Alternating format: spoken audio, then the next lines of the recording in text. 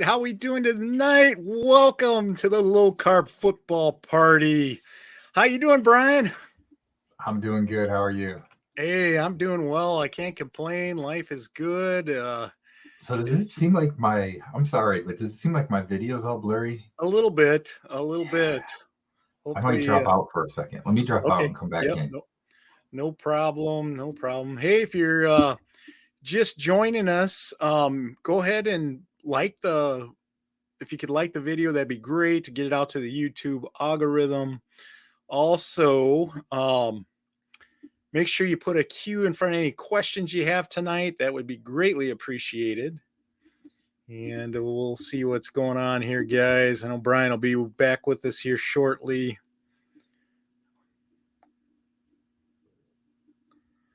All right.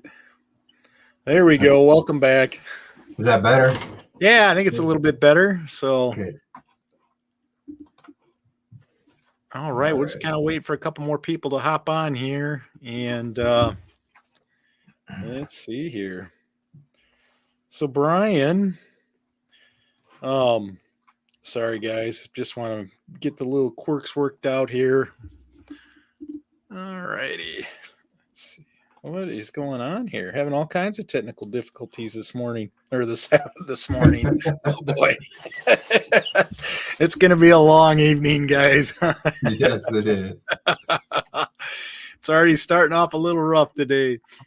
Let's see here. Hi, Simpson. How are you? The farty happy. Yeah, it's the farty football party for sure.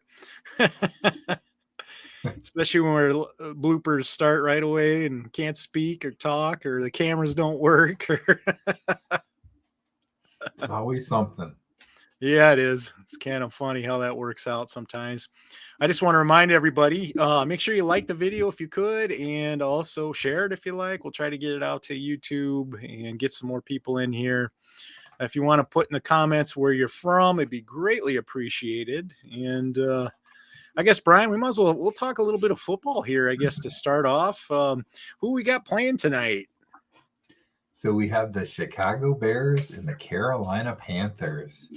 And Justin Fields is not playing again for the Bears. Yeah, the Bears are a 3.5-point favorite, though. Wow, really? Okay. Huh. Mm-hmm. That's kind of interesting because didn't Carolina have a big win last week? Their rookie quarterback, didn't he throw for like 4 touchdowns? I had a really big game, if I remember that was right. The Texans. That was the Texans. Okay. That was the other rookie quarterback. Okay. CJ Stroud. Yeah, you're right. Stroud. You're right. I got them mixed up. Bryce Young has struggled a little bit so far this year. Yeah, they're both Ohio State quarterbacks, though, right? If I remember right. Bryce Young's from Alabama. Okay. CJ Stroud was Ohio State. Gotcha. All right. Well, yeah, that should be an interesting matchup. Who do you think's going to win tonight's game? With Justin Fields not playing, I'm going with Carolina because I can't remember his name, but the guy that plays that's starting tonight for the Bears at quarterback, last week he just looked bad. I don't even there's nothing else to say. He just looked bad. So he was actually a Division II quarterback coming out of college. So I guess he broke all kinds of records, was really good, but he's still adjusting to the game. I see Chicago's wearing their orange uniforms tonight. That's kind of cool and something a little bit different. That's something exciting about the game tonight, right? There's that at least. It seems like Thursday nights. Last week's game was really good, but some of the games are just duds. I think Brian and myself, I think our broadcast is the show to watch, not the game itself. Just kidding. It's fun to watch the games for sure.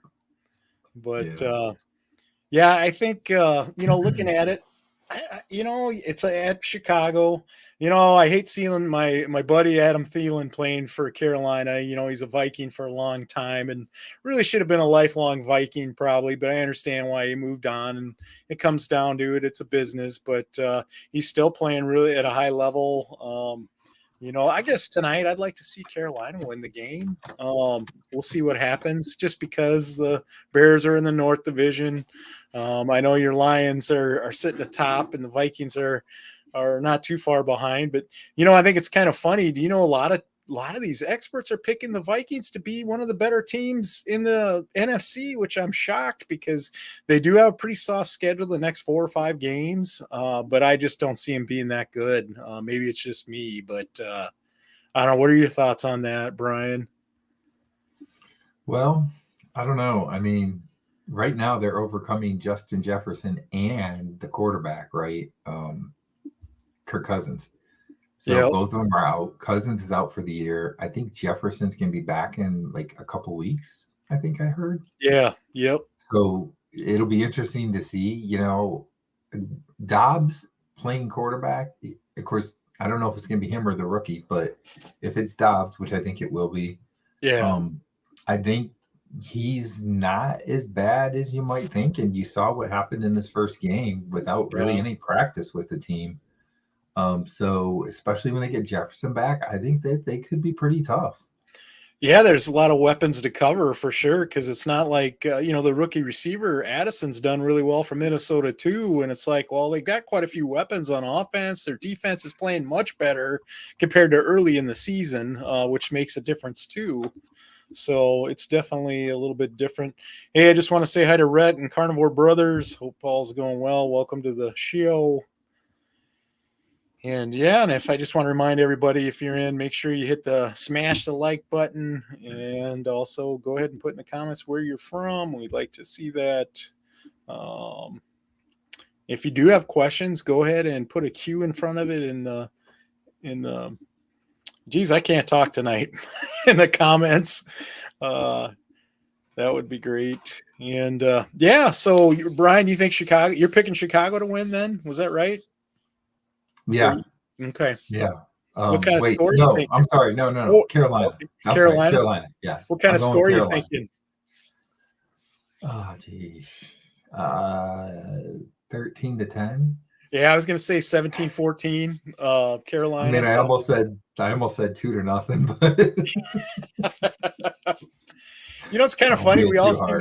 We all seem to pick the same teams too, for the most part. I would say it seems like, and last week I about nailed the score of the game. It was pretty close, but I'm with you. It might be a fairly close game, but yeah, I could see why you picked what you did for a score too. So hopefully we'll see a little bit more, but trying to think here. So Brian, stepping away from football a little bit, I know you kind of got some big news at the end of the week, and I know you had a video come out and you shared it on actually Friday's live stream was where you kind of talked about it when you were with Cindy and Sana, and then I know you did a video on it, and I know you talked about it a little bit on a couple different things, but not everybody's probably heard that. But why don't you go ahead and tell us what's going on with your big news that you had at the end of the week, and it's awesome to hear, so I want you to tell it again. Yeah, so anybody that's been following my channel probably knows that I was diagnosed with AFib back in 2018. So that's where your heart, starts going into an irregular heartbeat, fast heartbeat. And I've been on medication, I think, I want to say since like maybe 2020 or somewhere in there, that I've been on medication for it, blood thinner and everything. And when I went to Carnivore, I'd say pretty quickly I noticed, like maybe in the first month or so, I noticed that the episodes I was having stopped. And I'm now 16 months into Carnivore, a little over 16 months, and I'm probably around close to 15 months since the last episode that I had. So I went to the cardiologist on Friday for another follow-up. And so he's really happy with where I'm at, not having any episodes, what my blood levels look like. The triglycerides are nice and low, and thinks that I don't have the risks that I had in the past. So he took me off the medication, which included the blood thinner. So no more blood thinner. So I don't have to worry about, cutting myself open and dying or something from bleeding to death. So yeah, it's big thing for me. I still do have blood pressure medication that I'm taking. It's like the low dosage, but my pressure's good, but it's not like too low to where I would say like, yeah, I should come off the medication. So I haven't done that yet. But in terms of the, AFib, going off of that medication is pretty big. The one medication actually, I think was one of the side effects was actually to increase triglycerides. So I think my triglycerides are going to go down even more than what they were. They were 107 the last time that I had them checked. So pretty happy about that. Yeah, that's pretty awesome news, Brian. Congratulations. I know that's a big deal. I mean, that's even more so than like even just the weight loss and everything else going on. I mean, that's just huge news, and I'm really happy for you and looking forward to continued improved health in all areas. So that's pretty awesome news, Brian. And I get a couple comments here. Yep, way to go, Brian. Definitely. That's pretty awesome. So all right, I guess it looks like they're doing the national anthem now. So the game is getting close to kickoff. And yeah, that's some great news though, Brian. So congratulations. Thank you.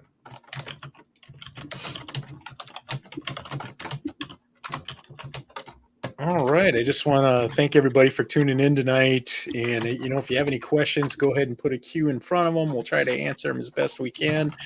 We've got a couple guests on tonight. One's due on about 7:30 here, and the next one is on at 8:30.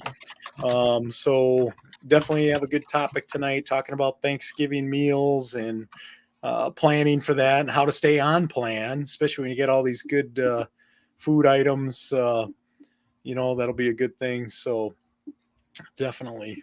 All right. Let's see here. I got your message, Brian. So let's see here. Okay, cool. Just wanted to let you know. Let's see. We talked about that. And then let's see. No questions yet tonight. Looks like the game is getting close to kickoff here. We're actually going to have a guest on a little bit sooner tonight, and that's okay because we love having our guests on. They bring a lot of energy. It's kind of fun because you can ask them questions too. Kind of like I said, hey Chuck, how you doing? It's been a while. Hope you're doing good. Good to see you on here, and definitely. So, Brian, what'd you think of my I Quit video the other day?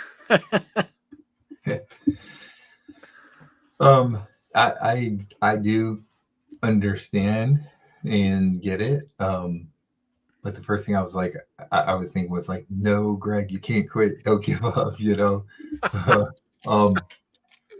I mean, just think about all the people that are learning from you and getting inspired by you and that on your channel. So, your channel's worth it. Yeah, it really is. I think it's just, I got a little frustrated and, obviously I have a lot going on in my life too. My mom's kind of at the end of her life. I'm going to be starting a job and, all the stress, let alone the holidays are coming up and, just kind of doing all the YouTube and everything else. Yeah, probably kind of got to me a little bit, but I just want to rest assured all the viewers that follow me, I'm not going anywhere. I'll keep putting out videos and doing stuff with Brian. Once I start working, I may not quite have as many videos going out, but that's okay. I kind of looked at it like you said, if you help one person, it's totally worth it. And, that's the whole reason I started doing this channel is to help other people make a difference in their life. And, I got to stay focused on that and continue to do that because I do know I am making a difference for people. And it was pretty evident as I saw reading all the awesome comments that people left me. They want me to keep going, and I'm going to do just that. So, as far as the weight loss goes, I'm going to keep doing that regardless. But it's one of those things, I think it's just getting burned out a little bit on the YouTube side of things, but that'll all change here soon once I start working and once I hit some of my goals. There's pressure. You want to hit your goals as soon as possible, and that's kind of one of those things too that I want to do too. So, so Chuck, looks like you got a couple of kittens and you lost 11 pounds, down 35. Hey, that's great. That's what it's about. I just want to remind everybody when it comes to weight loss, it is not a race. In our mind, we want to be at certain places, and that's fine. But, take one day at a time, 1 pound at a time. And, I guess, for me, it was kind of a race at first. And because I was dire, I mean, I had a lot of health problems, but, now that I hit that 100-pound mark, I guess you can say I'm relaxing a little bit, not being so uptight about, maybe not losing a pound or two that week. Or it's just one of those things that, I think, Brian, you do a really good job with this. You're not so focused on the scale, just all the overall health benefits. And hopefully, the weight drops as you do this, and I think you do a really good job with that. So I definitely need to be more like Brian. He's a great example for me. So, but yeah, congratulations, Chuck. That's great. Keep plugging away, my friend. Yeah, so Simpson's asking about the vegan carnivore debate with Chafee. I did catch that a couple weeks ago, actually, or I saw, I think Nicole had a replay on her channel of it, and I watched that one a little bit. I didn't watch the whole thing, but I know tonight she's doing something with Bart K, and they're kind of breaking down the whole video. They've been going at it for a while today, so definitely saw that. What'd you think of that interview, Brian? I hate to say this, but I haven't seen it. Okay, yeah. So I still have to see it. It's been busy. I have a regular day job that is typically 40 to 50 hours a week. Yeah. And then I'm spending time at home doing things and doing the YouTube channel. That's okay, my friend. Sometimes I fall behind on things. Yep, it's okay. It's one of those things. It was kind of the moderator, I don't think, did a very good job with some of the things that were said, and you know how it is, like when people are on opposite ends of the spectrum, nobody really listens that well, and they'll talk over people. And I know the vegan guy doctor seemed like he's always talking over Chafee, never let him have a chance to really speak, and then the moderator just kind of let it continue, and it was kind of annoying. So that's the little bit I picked up on it anyway. So let's see here. Well, the game just started. Bears got the opening kickoff, so they're about to start. Tyson Bagent, that's the quarterback's name. Yeah. So they're getting started here. So Chuck says the way to look at it is this: is our new lifestyle come with time, and it's true. Our bodies need time to heal. That is true too, before it gets going dumping on the weight. Yep, that is true. It takes time. It didn't come on all at once. It was over time, and sometimes it's the same way going off. So definitely. Mm-hmm. And if you do have any questions, go ahead and put them in the comments. Put a Q in front of it.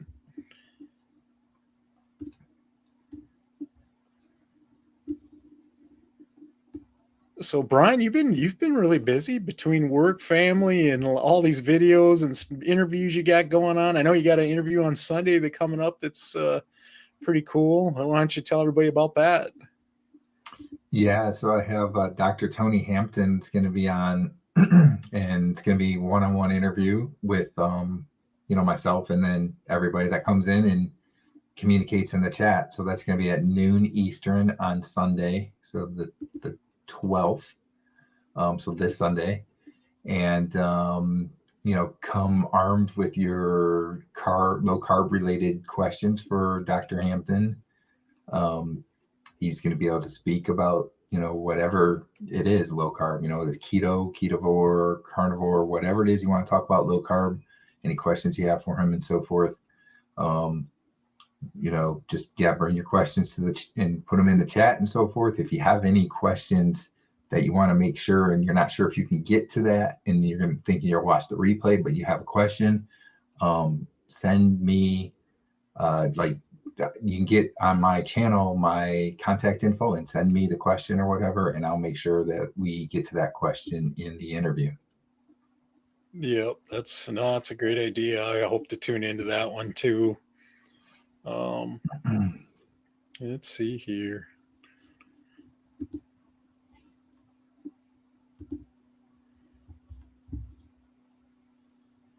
You ready for the game of the year, huh?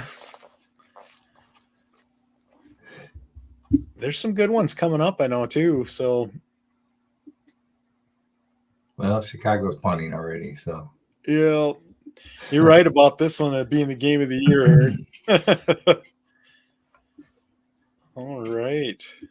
Um, I was going to say, it looks like our first guest has arrived. We're going to bring him on shortly here. I'll make sure he's ready to go, and we'll bring him on here. And all right, looks like he's ready to go. We're going to bring him in here, and welcome to the show, Dave. How you doing? Hey guys, how you doing? Sorry, I was muted there for a second. How you doing? Doing awesome for Good. sure. Excellent. Thank you for having me on. Thanks for coming on. Yeah, we're glad to have you on. So definitely. Yeah, I know, Dave, I haven't had a chance to meet you yet, but I have watched quite a few of your videos, and you do a great job with your guests and your interviews, and I'm pretty excited that you're here with us tonight. So welcome.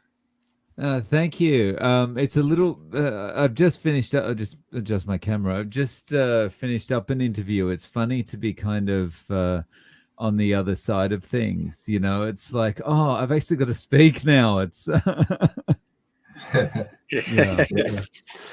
for sure. Yeah. So yeah, really good to meet you. Yeah, likewise. And I know you've met Brian before and done some stuff with him, but definitely. With that said, I guess, Dave, in case there is somebody watching that hasn't been to your channel, why don't you tell us a little bit about your channel and what you're doing over there? Sure. So, okay, well, my channel is called No Carb Life, and the channel was started after I discovered Carnivore and just realized, you know, we've just been lied to this whole time, and lied to or misled or misinformed, and I was just a little bit angry, and I decided I want to kind of, as much as I can, get the word out there about how much better you can feel on this way of eating. And so I've been on this way of eating for about 18 months now, and feeling awesome. It's improved so many things in my life, and also greatly increased my circle of friends. You know, it's been great. Oh, that's really awesome. For sure.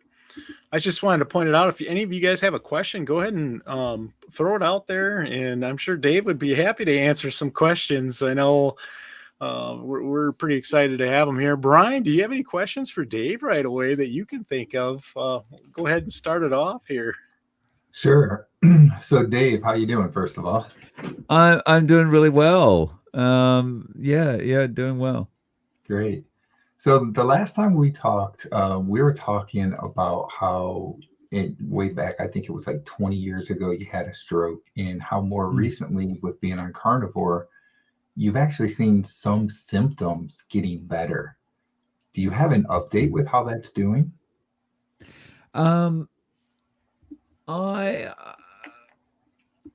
Things just continue to improve. I think the balance is like, it's so gradual that like day to day or even month to month, it's not all that noticeable. But over a period of a year, the balance and the way I'm walking has just gradually got better, and I feel like I'm walking more coordinated, in conjunction with not having the arthritis anymore. Like I can take on stairs like nobody's business anymore. But since the last time we've spoken, I think the main thing that I have noticed is that I do have a little bit of improvement on my eye. So my whole right side was affected by the stroke, and that, I mean, you can probably see it in the video now. Like there is a difference in my eyes, and this one's a little bit lazier. But it's, you know, over the last few months, it's not quite as lazy as it was. You know, it feels more open. It feels like when I see myself on the screen, it feels a little bit more balanced. So, yeah, that's improving. That's great. That's great. So there was something else I was thinking I was going to ask you. Of course, now I can't remember. Boy, what was it? Isn't that the way it works? Yeah, it usually is. But I do want to say, well, while we got you on the big screen here, I'm going to butter you up here a little bit, because I want everybody to know that when I first started doing Carnivore, so he started his channel right about the time I started looking around on Carnivore stuff. I think I already started Carnivore, but it was really close, right? And I found your channel and I started paying attention to your channel because for some reason I was able to connect easily with you. Just the way that you talk and everything is just easy to connect with. And I also knew that I would be going through the same things that you were, because I was just right behind you in the journey, right? So I've been a big fan since the beginning. You know, I've told you that before, but I just want everybody to know, you know, Dave's a great guy. I'm sure you're probably all already subscribed to him. If you're not, go to his channel and subscribe. He puts out content all the time. He has great interviews. And yeah, it's not, I can't say enough about the job that Dave Mack does in the carnivore space. That's very kind of you to say, Brian. If you don't mind, if there aren't any questions waiting, do you mind if I ask both of you a question? Yeah, go ahead. Mm-hmm. So people often talk about things like non-scale victories. What for you? What is the number one improvement that you've had that you never expected? Go ahead, Brian, if you're ready. That I never expected. So, wow, that I never expected. That's the big one. So I'm always big about talking about my AFib, because you know that's huge. And like new news I just got like Friday, so you probably haven't even heard this yet. When I went back to my cardiologist, he's so happy with the progress that he took me off the AFib medication. So I'm completely off the medication now. Awesome. So that's big. I don't know if I ever thought that it was going to get to that point, but I did think going in that there was a chance that I could make AFib better just based on some of the videos I watched. But I don't know that I thought that it was going to get to this point. Like I am like 15 months now without a single episode and 16 months on the carnivore diet. So for me, that I guess that's what I would say is my biggest non-scale thing. How about you, Greg? You're muted, Greg. Sorry. Sorry, guys. I was going to say, back when I started my weight loss journey back in January, I thought I was going to be disabled the rest of my life. I really didn't know if losing the weight would help with all the arthritis that I had in my back, my knees, my hips, my ankles. And, you know, after dropping 100 pounds, it's completely changed my life. Now, I didn't think that would necessarily happen, I guess you could say. You know, I wanted to take off weight, but I thought, man, I'm still going to have a lot of back issues and problems. But it's gotten to the point now where I'm so much more mobile, flexible. I'm actually looking at going back to work. So I guess, you know, I got my life back, and I didn't think that would necessarily happen when I started this journey. So to me, that's the biggest non-scale victory, is just being able to move around again and bend over and walk, and you know, I can go to the store now and not get tired and be in a lot of pain. You know, I guess that's my biggest thing that really helped me a lot, and it feels amazing. It's really those things that the AFib and the arthritis and the joint pain and stuff like that, you know, people can't see it. And, you know, I always liken this to like water in the house, like water, electricity or something. You don't think anything about it, right? It's the same with our health. We don't think anything about it. But then when it's gone, you miss it. You miss it a lot. Like the other day, they had our water turned off for maintenance for a couple of hours. And that couple of hours is like, I didn't know what to do with myself. I couldn't wash my hands. I couldn't fill up the kettle. And, you don't miss it until it's gone. And that's you don't miss your health until it's gone, right? Yeah. And when it comes back, it's life-changing. Mm-hmm. Definitely is. Yeah. So, Greg, there was a question. And so it's Low Carb Carnivore first at 7:20 your time. He had a comment and then he built on it with the question at 7:21. All right, let me see here. He or she, I'm sorry, I don't know. You said 7:21. Yeah, so first was 7:20 was where it they this one right talked here? about the sun. Yeah, but if you start with 7:20, that'll give us the context first. Alrighty. For the question. There we go. There we go. Yep. So I'm trying like crazy to get my son on board to at least do keto. I told him I'm not buying you any more junk. He is going to have to start eating better. He has the opposite problem. He is underweight. Okay, and then we go to the question. Any suggestions on how to get him to eat better? So Dave, what do you think on that one? I'm interested to know, to get my son on board. I'm interested to know how old your son is. I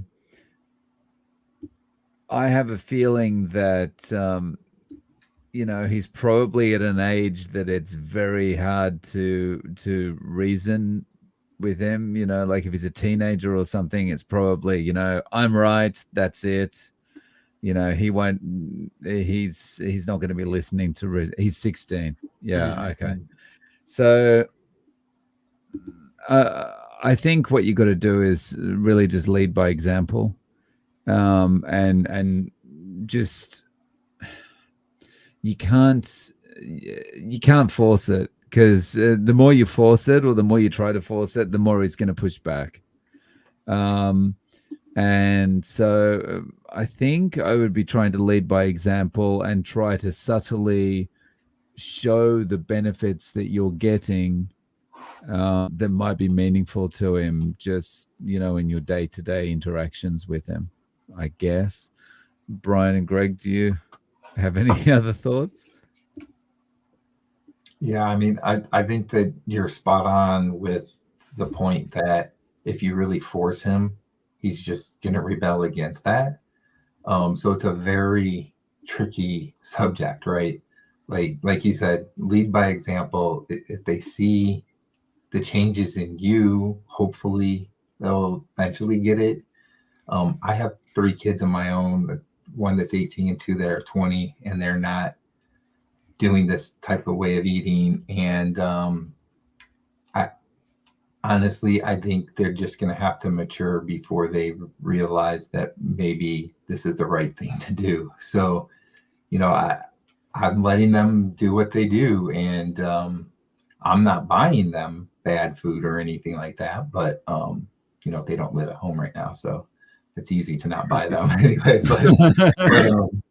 But yeah, I mean, I'm not forcing them. I talk about what I do and how things are going for me, and they see it, but they just don't seem to be ready to change the way that they eat themselves. So what do you think, Greg? Yeah, I think lead by example is a big one. I think of my son, and he's just the opposite of me. He's just a beanpole. Doesn't gain any weight. And, here I'm a big guy, but, all of my kids now, I have 2 daughters and a son, and my son's the youngest, and he's a sophomore in college. But, they've been able to see me on my weight loss journey and seeing what I'm doing. I think they're learning and taking it all in, but, they're going to choose what they want to put in their mouths too. And I'm kind of like Brian. None of my kids are at home right now. My 2 daughters live in Omaha, and my son is off at Iowa State University studying. But it's one of those, they see me when they come home or when we have the holidays, and they realize that I've changed my eating, let alone my wife. I mean, because my wife's lost over 30 pounds pounds too, doing keto, right along with me. So, between the two of us, it's like, well, we've lost over 130 pounds this year. And, it's just, they're taking notice. And I think if, one of those things where if they do have a weight problem, maybe they're going to reach out to us and ask us, hey, what did you do? You look great. And, but they're kind of living their lives. And until someone chooses to do something different, they're going to keep doing what they're doing, I guess. But, you still lead by example, though. I think that's, like you said, Dave, that's a big deal. Mm. I'm just looking at the one of the later comments from Low Carb Carnivore, and it says that one. That's it. He got confused when I told him I'm not buying him any more ketchup. He said, why? I said it's mostly sugar. I think also part of the problem is like when kids are at school and stuff and everyone's eating the same kind of thing, and it's hard to understand, I think, looking back, it's a long time ago, but I'm trying to imagine my childhood. It's hard to imagine why something might be bad for you when all the advertising tells you different. Yeah. So yeah, it's just that constant reinforcement and hoping that you're planting enough seeds so that whether it's in a year's time or 4 years' time or 10 years' time, he's at least going to be able to look back and go, okay, well, now I might have to look at doing this. Yeah. Cindy's saying get him some unsweetened ketchup. And then Primal Kitchen, she's saying, is a good brand. And let's see. Hello, John. How are you doing tonight? So we have an update in the football game. Okay.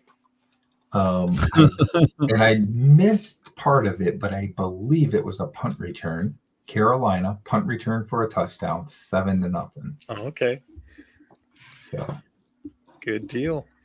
Yeah. Dave, why don't you tell the viewers, like I said, there may be somebody on here that has not seen your channel before. Why don't you tell them where you live? I think that's pretty fascinating. Well, I live in Japan. I live in Osaka, Japan, and I've lived here for, it's coming up on 18 years. It's about 17 and a half years now. And I grew up in Australia, which is where the accent's from. And I was born in Scotland, which is where the complexion's from. And it's I've been in Australia since I was 6 years old, so I can't even fake a Scottish accent. But Japan's just this really easy place to live. And but before I went carnivore, one of the things I loved about Japan was the beer in vending machines. It's very nice walking home after a hard day at work and knowing on the street, on any corner you get to, there's going to be the potential of a can of beer. And but I'm over that now. But it's just a great place to live. Yeah, that's awesome. And if I remember correctly, it's hard to find steak there. It's really expensive. Is that right?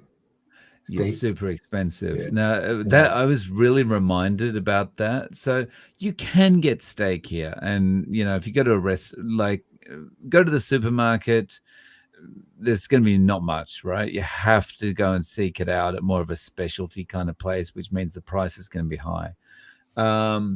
And if you go to a restaurant, the kind of steak you're going to get, you'll pay, I don't know, $20, $25 for a steak.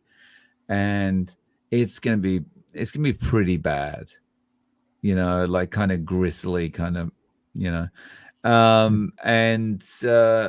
this was really, I really felt this going back to Australia recently, because I was eating like steak twice a day. I was just, I was staying in a hotel. So I was just going to restaurants and, lunch steak, dinner steak. And the steaks were just so good.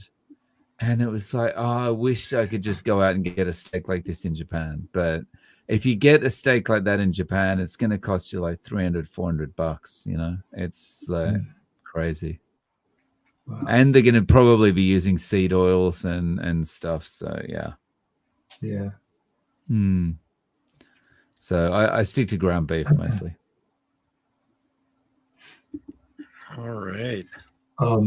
So you mentioned lunch and dinner. So I know the last time we talked, you were just at the point that you were talking about that you needed to start going with a second meal. That you, for the longest time, you were OMAD. So I take it you're still doing the 2-MAD right now? No, that kind of stopped. I'm back on OMAD, and it's just like breakfast only now. I don't know what it was. I think it was maybe I was more stressed than I would have been otherwise. My job was coming to a close, that kind of thing. Like I think, I think I was just a bit more stressed, and that was making me more hungry. So I'm not feeling like eating that much anymore.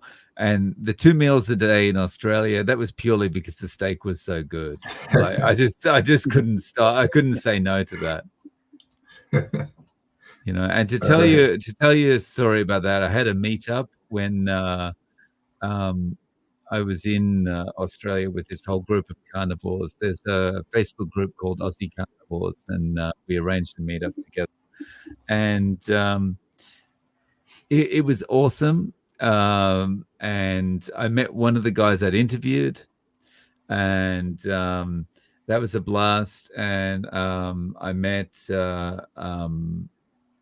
Rod from Stay Strong Live Long. I always said the name of his channel backwards. I may have said that wrong, but it's it's Live Long, Stay Strong, Live Long. I'm not sure, but and I met Rod, and that was great. And we just had this great night, and it was so nice to have dinner with just carnivores. And like when they took our order, literally everyone was kind of saying to the waiter, remember, no seed oils, no basing, just chicken butter. With the group photo, it's kind of funny because everyone's sitting with their meal in front of them, and there's nothing green in sight. It's really cool. And one of the ladies that came along, actually the lady that organized it, she brought along 2 blocks of butter with her just in case she needed to add some more fat to the meal, and she was sharing her butter with everyone. So it was a really cool night. That is great. Yeah. You know, I do have a question for you, Dave, and I don't know if you celebrate Thanksgiving over there. I'm assuming you don't, but I'm not sure. But any holidays that are coming up, you know, what kind of foods do you plan for? What kind of meals do you have? How do you stay on plan? That type of thing. Good question. So,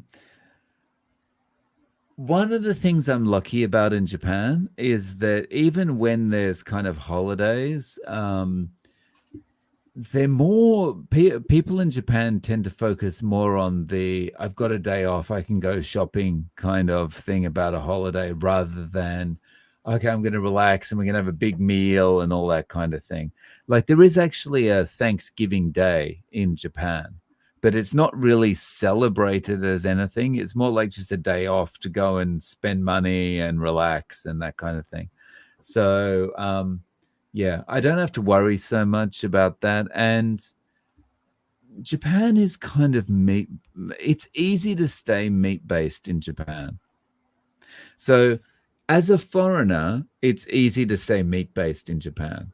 If you are Japanese and you try to be meat-based only, it's going to be culturally uncomfortable and strange for everyone involved in that interaction. I think it's probably the same in Korean culture as well, because you constantly be quiet. Why aren't you eating any rice? You need to eat rice. You know, you need to eat this. You need to eat that. Why? And like it would be rude if you were at a gathering, especially like a family gathering or something, to decline food that's offered to you. But if it's a foreigner, you can get away with anything, you know, because they're just going to go, "Oh, you're just a foreigner. Yeah, you all do weird things," you know. So it's pretty easy because it is a very heavily meat oriented meals, you know. Awesome. Looks like you picked up a subscriber there, Dave. That's awesome. Thank you. Cheers. Appreciate it. Yeah, Becky's comes to your channel too, because you do a lot of great interviews for sure. So cheers, Becky. Always nice to see those comments. Yeah. Brian, not to change subject, but was there an update in the game?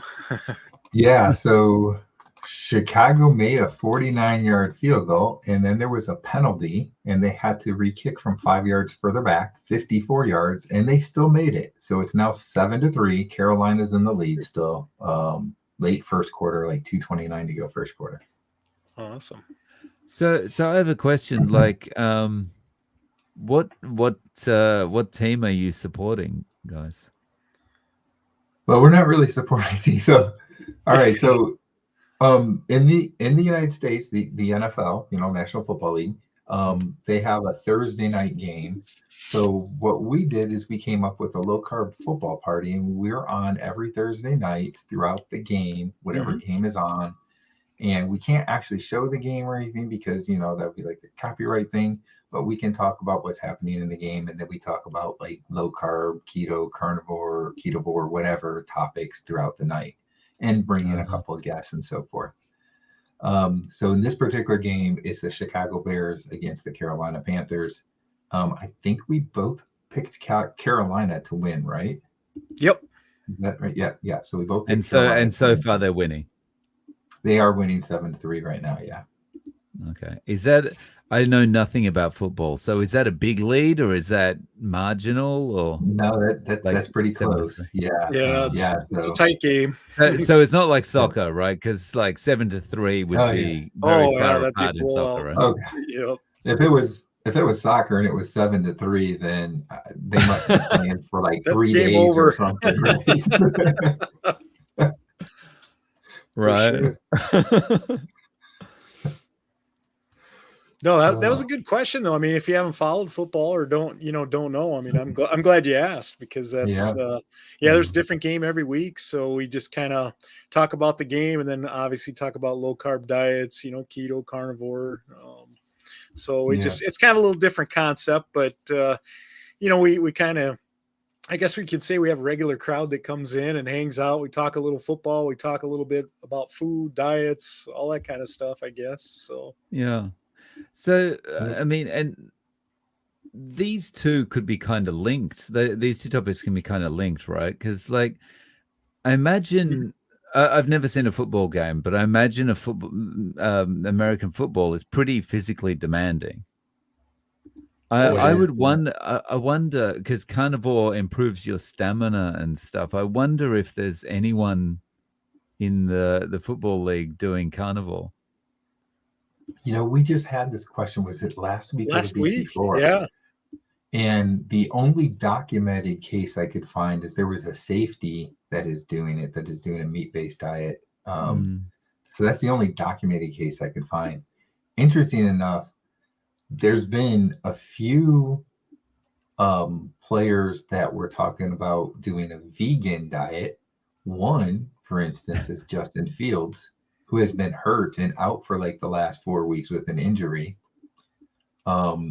And I think there was somebody else more recently too, that had talked about doing a vegan diet, but they were also having issues. So I kind of found that interesting, I don't know. They would jump in very quickly and say correlation is not causation, but I probably got our video flagged for that comment too. So. Wow. I can't imagine that a vegan diet would do much for their stamina. Yeah. I wouldn't think so either. I mean, you need the protein for your muscles to perform too. So I just don't see a vegan diet working at all for that type of thing. Yeah. It's probably why those guys are hurt. So there was a boxer, what's his name? Canelo? Did I say that right? that he went. So he had been the heavyweight champion, and he had I don't know if it's heavyweight. I think it was heavyweight, but whatever weight class it was, he was a champion, and he had been doing really well, beating everybody. And he went to a plant-based diet, and he lost his next match after that. And then after that match, he's like, "Yeah, I switched out of that. I'm not doing that anymore." So I was talking in a recent interview. I was talking with the interviewee that, like, over the next kind of 5 or 10 years, we think that carnivore is going to become the secret weapon of many sports people. And like they're just going to be going, oh yeah, I'm just on a regular diet, and you know, but they're actually, you know, doing carnivore, and they're able to, you know, have better stamina and better staying power, better whatever. And it's just going to be like, it's almost like, you know, this legal form of steroid, you know? Yeah. I mean, you talk to the few people out there that you know of that are doing a carnivore based diet and doing sport. They talk about how they feel so much stronger, and they have, you know, just better, they're in better shape and so forth, and they can go longer and so forth. Dr. Anthony Chafee has interviewed a few of those people, and yeah, that seems like that is kind of gives them an advantage. So it's funny that all the teams really stress diet, but their diet is like a well-rounded diet. It's not, you know, it's not like a carnivore diet in any way, that they don't eat like a high amount of protein and so forth. So it's interesting. I don't know why, but none of the teams have seemed to go to a that type of style of eating at this point. At least that I have seen any of the sports teams that I have seen. I like Chuck's comment right here. Like Dr. Sean Baker always says, he has not heard of any vegan bodybuilders. So makes sense. And I mean, Sean Baker's the perfect example, right? I mean, he's just a machine. He put out a video yesterday or the day before of him running on the treadmill, and it's like he's just going for it. Like, normally the people of his age, they're going, oh well, I'm just getting older, you know, it's time to slow down and stuff. It's awesome to see that carnivore can keep you in this kind of shape if you just, it gives you the energy to want to do that. Yeah. Yeah, I mean, that's like old guy carnivore. I was watching one of his videos the other day, and he was over there doing push-ups. It's like, yeah, I mean, it's amazing how much better you feel at an older age, and how much you can do compared to somebody that's just eating a standard diet. Yeah.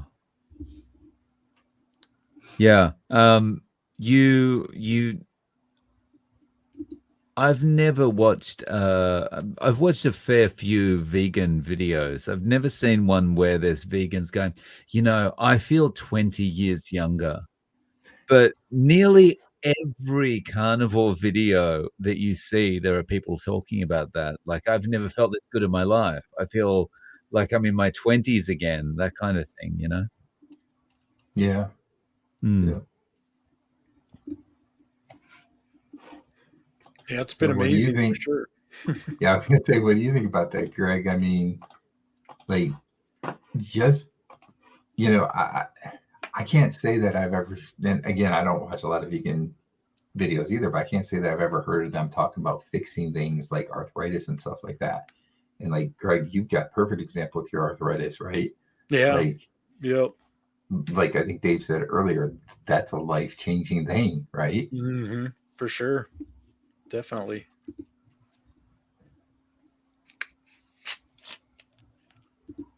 There's a comment. Yeah, I was just gonna say, look at Brad's comment. Yep.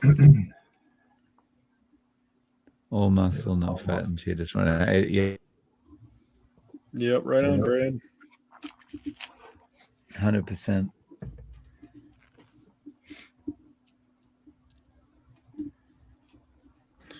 Yeah, Dave. We usually we go the full length of the game, so sometimes it's usually about 3.5 hours, isn't it, Brian? Pretty much. Wow. Yeah. Yeah, this is Yeah. our long Committed. one. Yeah. We So, usually two guests so on. Yep. yeah. Yep. So we'll have a second guest on a little bit later, and yeah, Okay. Oh, nice. it's crazy. So, So, oh, go ahead. no, you're good. Go ahead. I was going to ask you a question, but you can go ahead. I'll ask you later. Okay. I was just gonna ask, like, you guys now, are you eating 1 meal a day, 2 meals a day, 3 meals a day? What point are you at now? Greg, you want to catch that first? Yeah, I do 2 meals a day. Usually I eat breakfast at lunchtime, and then I'll have supper, where I just do a meat item. Tonight was actually steak and eggs tonight. Actually, I had a little ham too. So, but yeah, that's usually how I do it. And at lunch, I had eggs today too. So I eat quite a bit of eggs. I enjoy that, but I try to mix it up a little bit too. So. Nice. And then, how about you, Brian? yeah, so for me, it's changed a little bit. Like back in the spring, I was for quite a while there, I was doing OMAD where I was just eating once a day. But now most of the time I'm too mad. So I'm eating just when I'm hungry, right? So there's some days that I don't get hungry again, and that's all I eat.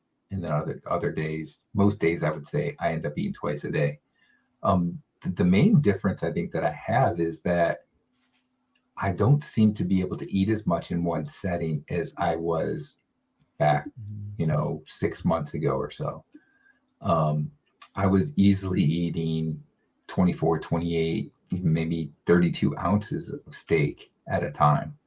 Good example today, I had a 24-ounce steak and I think I ate maybe about 18 ounces of it and I couldn't eat anymore. So then the rest I ended up having with some eggs for dinner this evening. So I've been pretty much eating 2 meals a day lately. And I'm not really sure why that is, that I can't seem to eat as much in one setting, but it's been that way for me lately. I feel like over time, your tastes and the quantity you want just seems to change, like for various things in your life, right? It's like, I had that period I went through that I went to 2 meals, and then I've kind of gone off that. And the other thing I've noticed that changes for me is I still drink coffee, and my sensitivity to coffee and the taste of coffee goes in and out as well. Like, same amount of coffee, or I should say, like one day I might have a weaker coffee, but it'll actually taste stronger to me, like just because something's happening with the way I taste stuff. So I think it kind of, I don't know why, but it just seems to go in waves. Yeah. I was going to say, Chuck says on here he's got an on-scale victory. He's no longer as hungry as when he first started.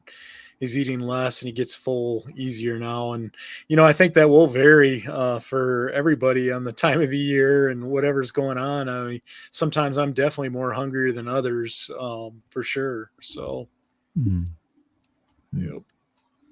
So we do have another update in the game. Carolina kicked a field goal, so they're now up 10-3. Okay. Oh. So a touchdown will tie that for the other team, Dave. As long as they kick the extra point, it'd be 10-10. A touchdown is 7 points. 6, and then they have to kick an extra point for 1, or they could go for 2 and just run another play. But that's like they have to score, get in the end zone. So they don't go for 2 very often, but once in a while, usually they kick it though for the 1 point. So did Greg or Brian, did either of you play football throughout your life? Yeah, I did. I played in college football too. So, yep. Football's been in my life about my whole life, I would say. I played a lot of backyard football with the neighborhood kids. And back when I was growing up, soccer wasn't that big here. So there wasn't teams or leagues or any of that. Now there is. So you can play soccer, you can play football. But yeah, definitely.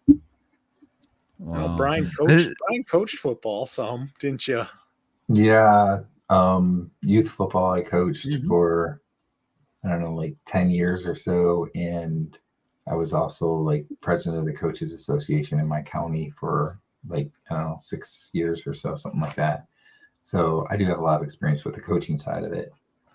That was a good point that was on there from Low Carb Carnivore, though, about our bodies Right get here, to the yeah. point. Yeah, our bodies get to the point where it finally gets all the nutrients caught up, and that it was missing so much. In turn, it takes less than when we were first started and deprived. So yeah, that could definitely be it too. That's a The good interesting point. thing is, like, I feel like I might be eating a little more than I used to, though, because it's in 2 meals. So I can't eat as much in one setting, but I think I'm eating more altogether, which is kind of interesting. And I know like Carrie from Homestead How talks about that, how he eats more now than when he first started doing carnivore. So I don't know. So Dave, I was going to ask you, what? So I know you do a lot of interviews and so forth on your channel, but what do you have coming up here in the next few days? The next few days. Probably more interviews. I wanna get a Bellshine video out at some point, but I need to find a good enough video for her to mock by agreeing with it. Um, I, I've got a video coming out today with a guy who's done really well on carnivore, and he's well into his 50s and doing awesome with carnivore and weight training and stuff. So yeah, please look out for that one. Great. I was going to say Becky had a question here. Do any of you follow Michelle Hearn, the registered dietitian turned animal-based, who is an ultra long distance runner? She wrote the Dietitian's Dilemma, proves you can perform without carbs. I guess I'm not familiar with her. How about you, Dave? I have seen little clips here and there of her, but I've never seen a long form video. I know that. Excuse me. There's an interview with her on Wired for Healing channel, and I think I have a feeling Anthony Chaffee's interviewed her. I'm not sure. Yeah, Brian, have you had much? Yeah, I'm not familiar. The name, the Dietitian's Dilemma, sounds familiar though. So I mean, I haven't read that book, but maybe I've seen that book somewhere, but I'm not familiar with her name, Michelle Hearn. Okay, so Instagram, it looks like maybe she's on from what Becky's saying here. I haven't used Instagram as much as I should have. It's just every time I go into it, I think it's my age or something. I don't know. It just seems so confusing for me. Like I think I'm expecting everything to work the same way that Facebook works. And then when you go into it and it doesn't quite work that way, when you press something, you got a video starts or something. It's like, so. Yeah, it's taken me a long time to figure out how to do certain things in Instagram, and my wife would just look at me. She's like, "How do you not know how to do that?" And I'm like, "I didn't grow up with this. I don't know." And she must be on YouTube too. So okay. Okay. Yep. Oh, nice. If anybody has any questions, especially for Dave, go ahead and put a cue in front of it. Any questions? Oh my goodness. He's usually the one asking all the questions, that we should be loaded up with questions for him. And Dave, I know you do have to go a little early, so just let us know when we get cut off that you got to drop off. Sure. I've got about 10 minutes and then I'll have to head off. Yeah. Cheers. So you got 10 minutes to get your questions in. Yeah. Please, guys, give me a question. Oh my goodness. Yeah. In the meantime, can I ask you guys a question? Yeah. Sure. So carnivore is really good for helping us to feel better, to lose weight, and all that kind of stuff, and also in terms of body composition or recomposition. Do you have any kind of fitness goals outside of carnivore over the next, say, 12 months? I can go ahead and muscle answer or this something? if you want, Yeah, go Brian. ahead. You can tackle it first. I was going to say, when I first started my weight loss plan, I didn't exercise for probably the first eight months, pretty much.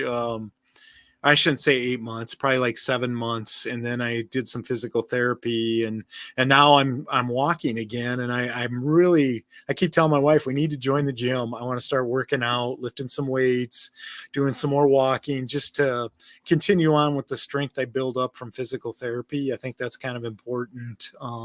Plus, I just feel like it. I feel like my body wants to work out now, where before, I couldn't do that. I'd be in so much pain, and I walked away from a job because I was in so much pain back in September of last year. So it's one of those things. I'm getting to the point now where, I need to move my body and exercise because I'll feel a lot better. And, I have been going for some walks, but now where I live, it's starting to become winter's coming on real soon, and it won't be so nice to walk outside. But, where there's a will, there's a way, or like I said, join the gym and do some other things. So for sure. How about you, Brian? Yeah, I'll just answer real quick because I see a couple questions came in. Yep. For me, about 6 months ago, I was doing a better job of working out, lifting weights and so forth, and I kind of slacked off. So I want to really get back into doing that. And I know I've been saying that for a couple of weeks now, and I still haven't done it. But I got to get the garage set back up with the weight bench and so forth again. So I'll be doing that. But that's kind of like, I don't want to necessarily be like real muscular or anything like that, but I just want to get better fit, better shape, that kind of thing. Yeah. Here's a question for you, Dave. Have you picked up on the language since moving to Japan? I'm assuming you have because you've been there for a while, but so in 17 and a half years, I should be near native, but I've become very good at pointing. So I'll have that one and that one. So, my Japanese is at a level where I can kind of listen into a business conversation. I can kind of understand what's going on, but I'm just so slow to respond, and it's just it's not good. And because I'm so slow to respond, I don't practice enough. And so it's never gone anywhere. So, my Japanese is what could probably be described as hetakuso, which means awful. Oh,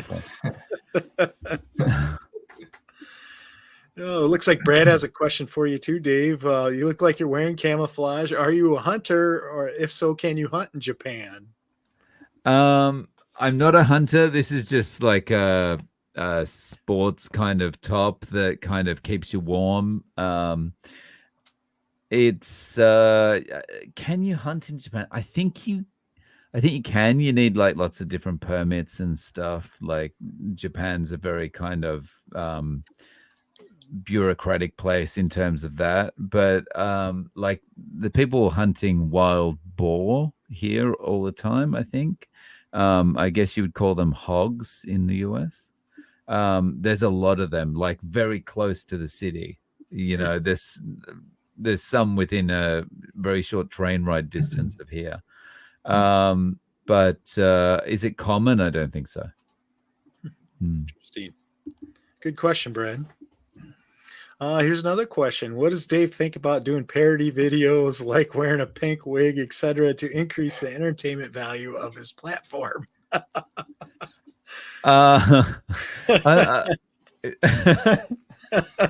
So look, I like parody videos. Yeah, I think that parody videos kind of anything that's entertaining and has some kind of element of teaching something is good, right? Because people are engaged by things that they might find funny or somewhat interesting. And if there's something that you can kind of, some message you can get across through that, I think that's valuable.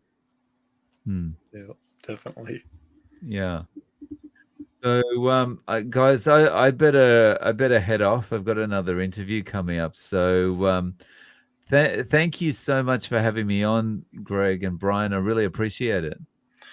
Well, Yeah. thank you, Dave. We appreciate you coming on, and it's nice to meet you. And maybe I'll look you up down the road, and we can do a collaboration. That'd be awesome. Definitely. Thanks Sounds a lot, good. guys. Right. Thanks, Take Dave. care. Thanks again. See ya. Bye.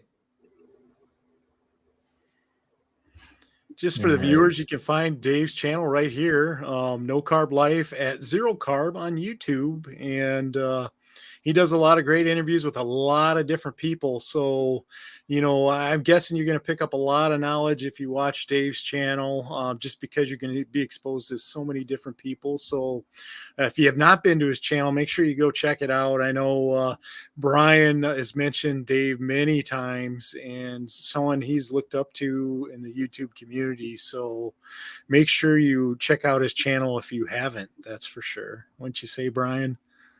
Yes, definitely. Like I said earlier, I really look up to Dave.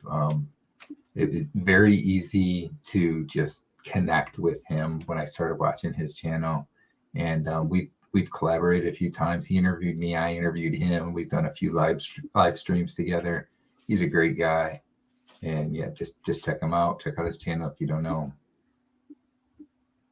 Yeah, I was told early on to reach out to Dave sometime, but now I met him, so I probably will reach out to him and do something with him down the road. That'd be cool because he's a really nice guy and I like him. So for sure. Yep, Dave is great. So and we had some nice thank yous for Dave as well. So do you have a game update at all there, Brian? Not really. I think it's 10-3. I see 10-3, yeah. Yeah. So I got something here to kind of go in a little bit of a different direction here for a minute. Yeah. So you can probably tell there's something different about me here. Like I shaved a little bit, and just wondering, go ahead and put it in the comments. Does it really look like I have that much of a baby face like I think I do? Do I need to let the beard grow back again?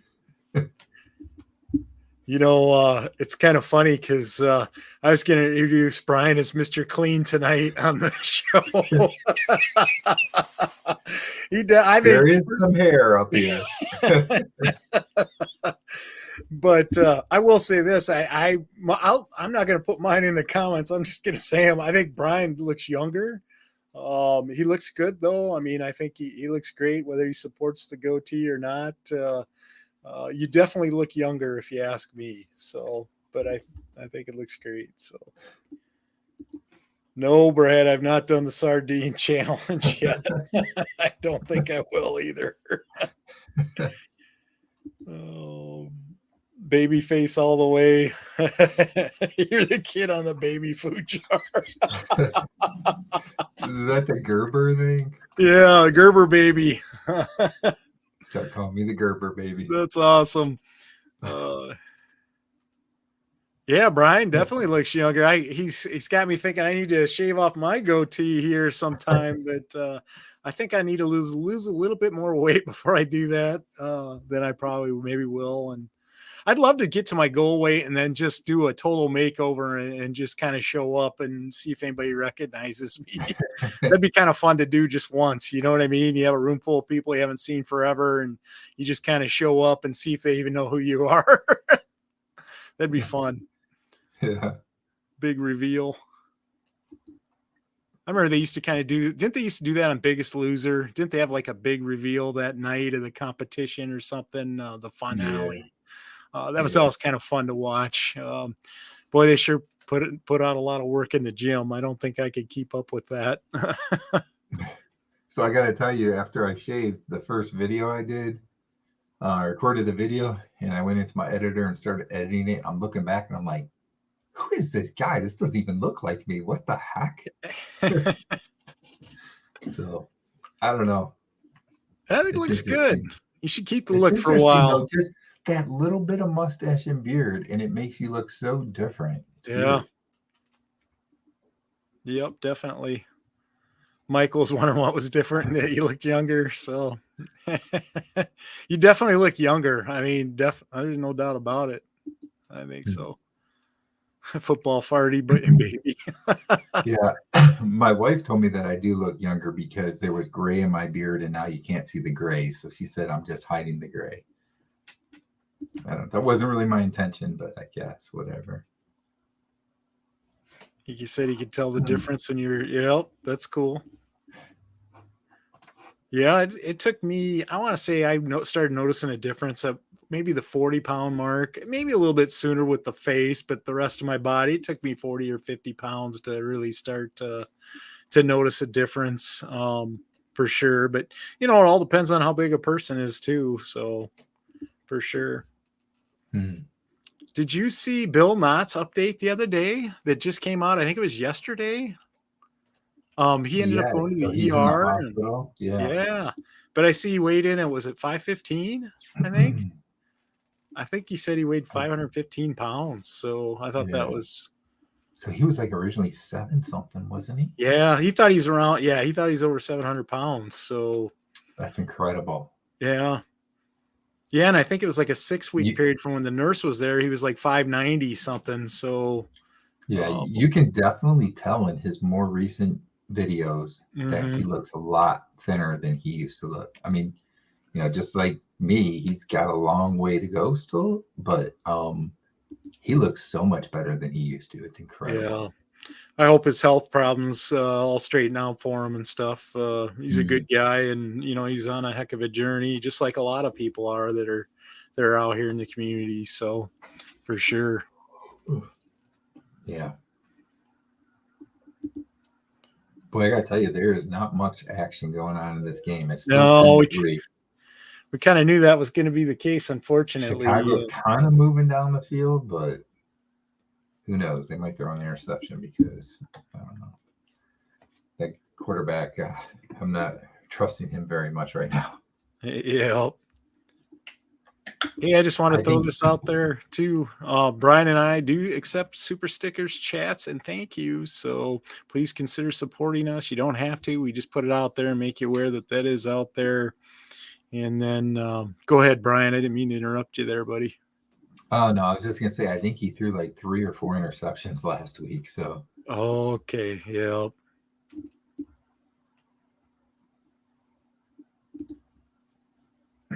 Yeah, it's hard to tell when we're always around ourselves. That and the mirror lies. The mirror does not tell you the truth. Pictures will, but the mirror doesn't. So I don't know. Have you found that out, Brian? That the mirror kind of lies to you? You know, different mirrors. Yeah, and different mirrors are just different, right? Yeah. Like some mirrors, I look at myself and I'm like, wow, I thought I looked a little thinner than that. And then other mirrors, I'm like, wait a minute, I know I'm not that thin at this point. So it's weird. It's like, depending on the mirror, and I know I'm not talking about like going to like a carnival and they have those weird mirrors or anything. I'm just talking about like a normal mirror. They can all be different. It's weird. You know, that reminds me, my wife was looking at her phone and she found some new pictures of me from back in 2020.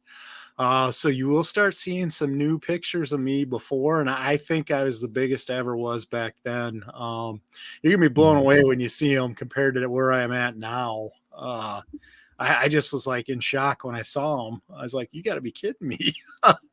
So that'll be kind of fun to see. And I'll start putting some of those out in my videos too. It's kind of fun to see a little different perspective and stuff. But yeah, I mean, I was huge. I was just like, wow. It'll be fun to show those out, you know, bring those out, those so people can really see the difference. And I think my doctor said in 2018, I weighed in one day at 403 pounds. So yeah, that's just crazy. I mean, it's my old self already. And to think that I was that, you know, struggling back in January with that. Oh, we have a scoring update, it looks like. Yeah. So Chicago just made, I think it was a 36-yard field goal. So it's now 10-6. so far that 13-10 prediction I said is still possible. It's close. So's that 17-14. Well, maybe not, but it'll be close. Of course, for it to be 13-10 Carolina, I guess Chicago would have to get a couple of safeties, so that would be kind of weird. So it might end up being like 13-9 or 13-12. Well, I'm going to be completely off by the end of the game, but hey. Chuck's is saying the stores, or he scares himself. You know, I see, was it Coast? No, Toledo played last night, didn't they? Isn't that your old alma mater? Yeah, How did they do? They did. They won. Okay. So I was in my live stream with Carnivore Soldier, and Kat, and I think I got to see it was like 35-3 at halftime. They were winning, and the final score ended up being like 49-23. So they're like 9-1 now. They clinched a berth into the MAC championship game for the second straight year. So that's pretty cool. So nice. Yeah. I see Nicole is here. She was on a 4-hour live stream. She must have just got off of that. How did that go, Nicole? Thanks for coming in and seeing us after being on live for 4 hours. We're kind of getting you trained for Thursday night football because we're on 3.5 usually for this live. So.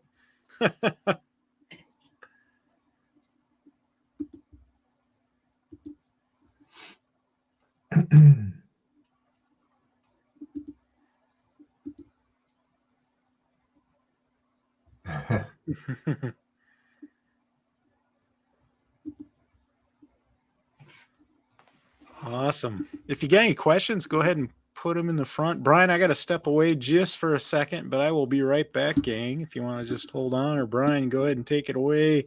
Whatever you want to talk about. Sure. Yeah, so I think we're probably about 10 minutes away from our next guest. So we are going to have another guest coming in here pretty soon. But in the meantime, if you have any questions, go ahead and put them in. We haven't talked a whole lot about our topic for tonight yet, the Thanksgiving food. Just talking about eating low carb during the Thanksgiving time period and what you're going to do for Thanksgiving, that kind of thing. So we'll probably start talking about that a little more, especially with our next guest. But if you have any ideas that you want to put down or any questions for us, or just talking about, what you plan to do for Thanksgiving, go ahead and put that in the chat. And so I can't actually, because I'm not the host, I can't pop these questions or pop anything up on the screen, but there's a question that just came in from Simpson. Any hint on who the guest is? So I will just say that the guest is going to be, Greg must have just done that in the background. I'm like, how did that just pop up? But anyway, I'll just say that the guest is probably going to be better at giving good recipes, particularly Thanksgiving recipes, than me, because I'm a pretty plain guy. And like when I start talking about recipes, I'm like, I eat steak with salt on it. You did that in the background, didn't you? You put the question up for me? Yeah. Okay. I was like, I had to take I couldn't do it. How did that happen? I had to take my fleece off. I was getting really sweaty. There you go. Greg's baking some potatoes. It's been forever since I've had a potato. I got to be honest. It's been a long time since I've had a potato. And they used to be one of my favorite things, but I haven't missed them, to be honest. We'll see come Thanksgiving if I can stay away from them. But it's been a long time for me, too. It's been like 2 weeks. It's 2 weeks. Brian, maybe it'd be a good time for us to talk a little bit about our Thanksgiving stuff, and then our next guest can go into all her stuff too. What are your thoughts on that? Should we do that? Or do you want to wait till she comes on and talk a little bit more about that? Yeah, we can start because we're probably going to want her to do a lot of the talking because I think she has some good recipe ideas. So I'll just Hey, Russ. Mine can be quick. Mine will be really quick. So yeah. basically, I have the whole family coming in and nobody else is carnivore. And we're going to be eating late because my son and oldest daughter are coming in kind of late. So my idea is I'm going to cook up a nice steak early in the day and eat that and get pretty full from that. And then when we get to dinner time and we do the Thanksgiving thing, we're going to do like a traditional Thanksgiving dinner. It's like turkey and all that stuff. I'll have some turkey, maybe have some deviled eggs and stick with that. And I shouldn't need to eat more than that just because I'll have like a nice big ribeye or New York strip early in the day. And that's my plan. Again, very basic, right? I'm like not giving you a whole lot of recipes here. I'm not like, oh yeah, I'm going to do this kind of low carb thing. Because the rest, I mean, like 8 people are going to be here and I'm the only one that eats this way. So it doesn't make a whole lot of sense to do that for me. So, yeah. So what are you going to be doing? You know, I'll be hosting Thanksgiving this year, and you know, I used to deep fry a bird, usually have ham and all that kind of stuff. I'm going to do turkey a little bit different this year. I probably won't deep fry a bird this year. I think I'm going to get some turkey breasts that are already made up, and we're going to have some turkey and ham. As far as these are more of keto or low carb or carnivore type foods. I'm going to have turkey ham, going to have some deviled eggs, going to have those on hand. You know, another idea that came to me was having some bacon fried pickles. And I don't know if you've had those, but you wrap a piece of bacon around a pickle and you put those in the air fryer and it crisps up the bacon really nice. But it's kind of a nice little snack, especially if you like pickles. Another thing that I like to do, and that's probably more keto, same thing with the next item. They call it Lutheran sushi or like a Philly, I call them Philly meat roll. It's just like a piece of ham with Philly cream cheese on it. You put a sliver of pickle in it and roll it up and eat it. That's another thing. And then we'll probably have some side salad, just for the fact that some people do like salad. Obviously, you know, we'll have the traditional stuff, but I'll have to stay away from that as much as I can. That'll be a challenge, especially when it comes to pumpkin pie, mashed potatoes, that type of thing. But, you know, it's one of those things I'll do the best I can on it. You know, that's the thing. We've got the November, no weigh in November. So, you know, you got to keep that in the back of your mind too, because if you're blowing it, your December weigh-in's not going to be very good. So, yeah, I'm just going to cover a couple comments. Some people are guessing as to who the next guest is. Brad had a question. He was wondering if it was a fair catch or not for the Hawkeye game. I don't know if you ever saw that, Brian. I heard about it, but I didn't actually watch the play, so I can't really comment. I'm not sure. I think most people thought it was not a fair catch. It was, I don't know, it was pretty cheesy for replay to call it, I guess, when they didn't call it on the field. And everybody was trying to tackle him. So it's kind of goofy, but hello, Aaron. How are you? Becky's guessing that Ellie's on. And Simpson was thinking ketogenic woman. The quicker pooper picker upper for Aaron. That's funny. Yep, thick steak for Thanksgiving. There's nothing wrong with that. And actually, we're having our Thanksgiving on a Saturday at my house too, which is a first because usually we have it right on Thanksgiving. But I told my wife, it's like, yep, we're grilling steaks on Thanksgiving Day. That's definitely what we're going to be doing. So for sure. I know our guest is about ready to come in here. I'll just give her a second to be ready, and then we'll bring her on here in a minute. Let's see. Do you have a game update at all for us before we get into that? Not really. Minute to go. Minute 22 seconds left. Carolina's at midfield. I'm about to do like the drums or whatever here for like the you know, I can't even talk, so I don't even know what I'm saying now. What is it? I just completely blanked. What is it like when you do like the drum roll thing? Drum roll. That's what. Yeah, drum roll. Gotcha. Doing the drum roll thing here for the new guest to come in. So who is it going to be? The anticipation is killing me. I know one thing. The chat's really picking up here. So let's see here. I'm going to try and cover a few of these comments. Our guest isn't quite ready to be on yet here. Doing a planned cheat day on Thanksgiving. That's not a bad idea. I think if you try to eat stick to the meat, you're going to be good. But I know our next guest is going to have some amazing ideas for you. I watched her show a little bit earlier today, and she had some fantastic ideas. So I'm pretty excited about having her on tonight to talk a little bit about what she's got going on here. Let's see here. I'm just trying to get a couple more comments on here, and then we'll bring her on. Yep. Bacon with Philly. That's really good stuff. And yep, you can always watch the replay for sure.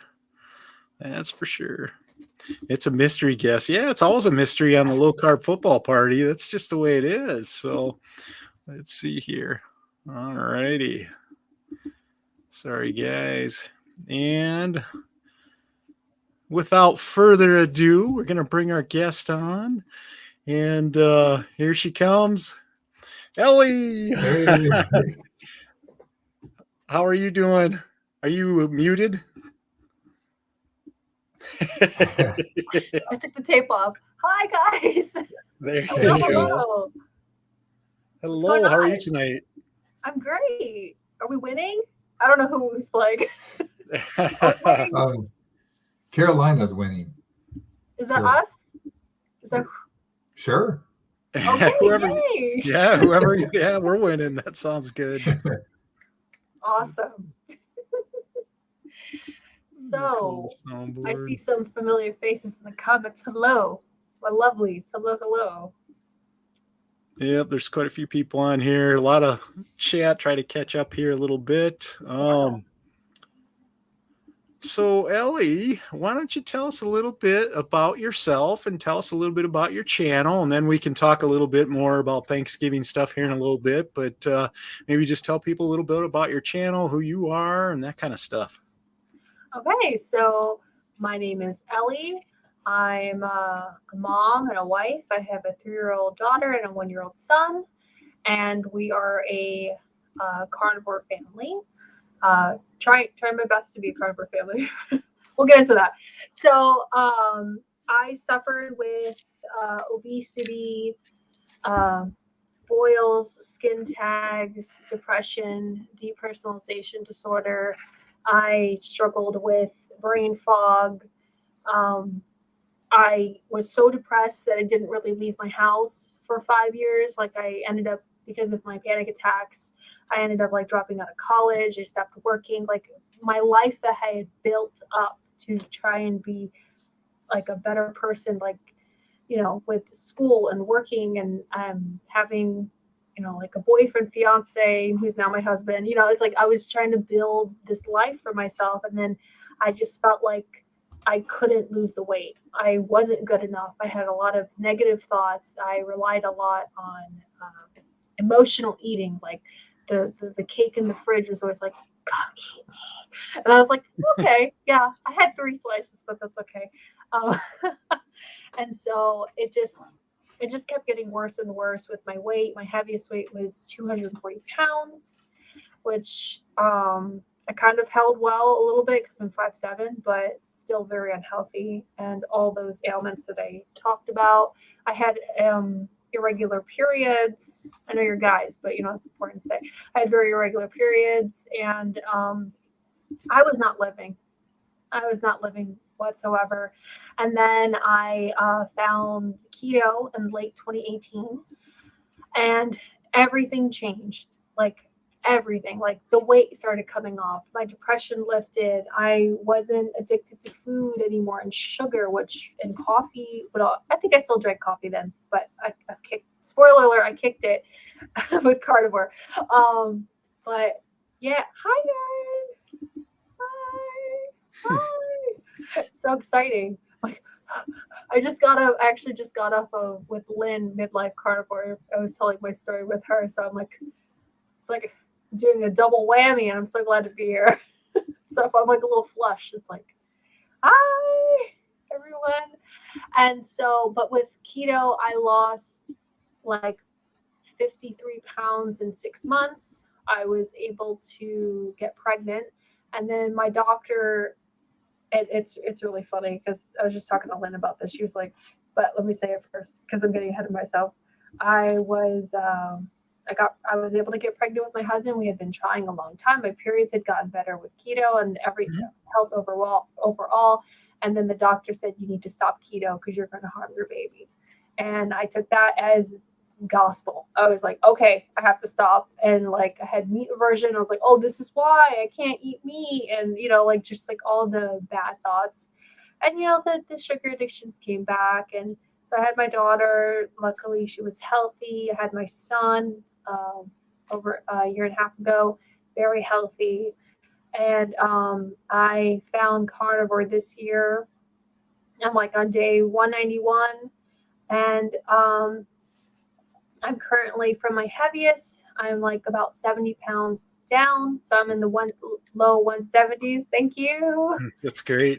And like the difference between keto and carnivore, I feel like I have more energy. I have more muscle. I have better clarity with my mind, even though like I don't even know how I was functioning. I guess I wasn't functioning because I was living in that bed. But just overall, I just feel so thankful to be alive and actually living. And I can be a good wife and a good mother. And, some days are hard. I'm not going to lie. Like it's, carnivore doesn't fix everything, but it fixes like 90% of the stuff. And I'm so happy to be here to, express that and share that on my channel, which is Nourishment Redacted.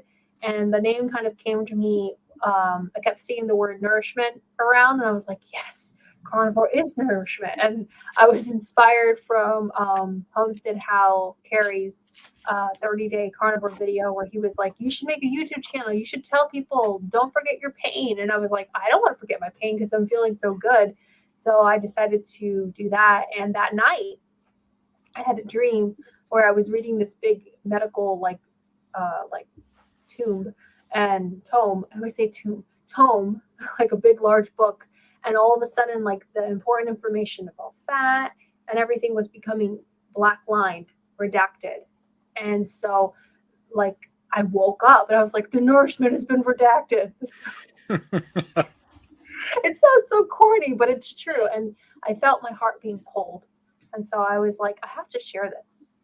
I can't just sit here and feel so good without telling my loved ones, and then, like all you guys become like my friends and my little carnivore family. And so I make videos about my journey thus far, my successes, my fails, how I have a passion for educating parents so that they can feed their children better. And is that everything? Yeah, probably. That's it. No, that's awesome. Thank you. Yeah, you've had a lot of success, so that's amazing. So great job with that. I really appreciate that. It's been a long time coming. Yeah. There were a lot of lows in life. Yeah. I was just kind of sitting there, going down. So I'm really thankful to be here in this moment. Yeah, it can be a rough road sometimes, that's for sure. But, it looks like you persevered and had a lot of success. So great job. Keep up the good work. You're doing some amazing things. So for sure. Thank you. I was just going to tell the audience, if you do have any questions, go ahead and put them in the comments. I did notice that Nicole had to leave, and I get why after her marathon live. So she's probably already gone, but good night, Nicole, and thanks for popping in. We appreciate you.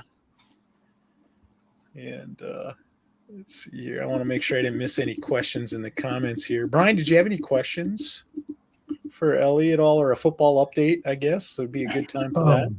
Yes. So there's probably going to be an update in a few seconds. There's 3 seconds left on the half, and they just call a timeout. So we'll wait a minute or so here on the update for the game. But I do see a question that just popped in, so I think we'll just go to that question. And I can ask questions later if we need to. Hi, Becky. Do you see it at the bottom there? Yeah. You want me to read it or you read it? I don't know. Oh, Greg, can you bring it up on the screen? Which one was it? It's the last one from Becky at 8:39. Oh, yep, I'll get it here. What are some of your goals for the coming weeks with regards to diet, health, and family? All right. So let's remember what the holiday is that's coming up. Thanksgiving. Being thankful and having gratitude and enjoying your time with your family and friends. That's number one. Then, food, right? Yep. Let's put the emphasis on being with our loved ones. And my goals is that I'm going to continue doing the same things that I've been doing, that I've seen has helped me, because I don't ever want to go back. I know I'm human and I could indulge in some stuff, but I don't know if, like, because I had a food addiction, it's like I struggled with sugar. I struggled with carbs, like pasta and rice and all that stuff. Overeating was really a struggle for me. So it's like, I have to stay the course and focus on the family and friends. And I just recently came out with a video that might help you guys stay on the course, which is about like what I'm going to be serving at my Carnivore Thanksgiving. I'm probably going to be going to my mom's house, and I'll probably bring these dishes with me so that I can be prepared and stay successful. Oh, thank you, Brad. Thank you so much. And and I'm going to let my kids eat what they want. It's fine. Like, I probably won't do like desserts and stuff, or maybe I'll make the dessert I made in my video, which is keto. It's not carnivore, but I know it's better ingredients than some like donuts and cake from the store. You know what I mean? Yeah. So it's like, I'm trying to be less dogmatic about the whole thing, and just like, my kids are going to eat what they need to. In particular, my 3-year-old, my son, he'll probably just eat what I'm eating. He's fine. He loves meat. He's fine. My daughter will probably want crackers. She'll probably want rice, and that's fine. So, how old are your kids? 3.5 and 1.5. Okay, you got your hands full. Babies. That's an understatement.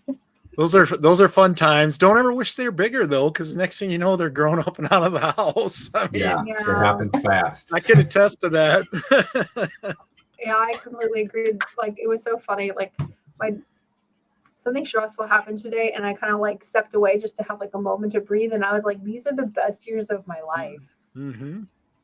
Like, even though it's like hard in the moment, I remind myself that I'm going to miss these days. Mm-hmm. And so I try to be very present, because a lot of my life I wasn't present. I was just, trying to escape through media or food or, just always trying to escape. And so now I really try to be present, but it happens. But yeah, I appreciate that. How old are your kids, guys? Are they older? Go ahead, Brian. So I have boy and girl twins that are 20, and then I have an 18-year-old daughter. So they're all in college right now. That's awesome. That's like my sister's age. My sister is 23. So I was going to say, I have 3 kids. My 2 oldest are girls, 25 and 23. And my son, he's going to be 20 here in, the day after Thanksgiving. And he's a sophomore in college. So, but, it's funny when you're talking about, I see pictures when the kids are little, and I almost get teared up myself as a dad, just because I really miss those times. I wish I could have them back. It's just, that's why that time is so precious. And I'm glad that you see that, because sometimes people don't see that. And it's like, it's really important to take it all in, because they don't stay little for long. And you'll wish you had it back. So I'm glad to hear that you're noticing that. So it's Thank a big you. deal. And you're going to experience that again when you become grandparents later on. So you're going to relive like your child's first again, because it's going to be the child's first walk. Child, and then you're going to see the glowing eyes in their face, and it's going to be amazing. I can't wait to be a grandparent.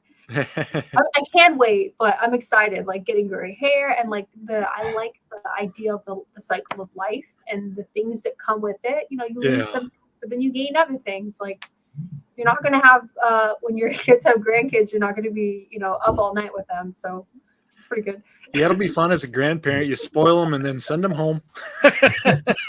Exactly. They leave. I was going to say, not to change the subject, but it looks like it is halftime and it's 10-7. Carolina's beating the Bears. 10 They to must have 9. or 10 to, 10 what to is it? 9. 10-7. Sorry, 10-9. Yeah. They must They have kicked did. a field goal. They made a field goal at the Yeah. last play there of the half, so it's 10-9. So my 13-10 prediction still sort of not really possible, I guess, but it's close, right? Yep. 10 Do to you guys have a 9, I guess. wager? Like, are you betting? No, it's just Oh, for that's good. fun. Yeah. That's good. Yep. Don't gamble. Yeah, if I bet, I would probably not have money, so that wouldn't be a good idea because I'm horrible at predicting.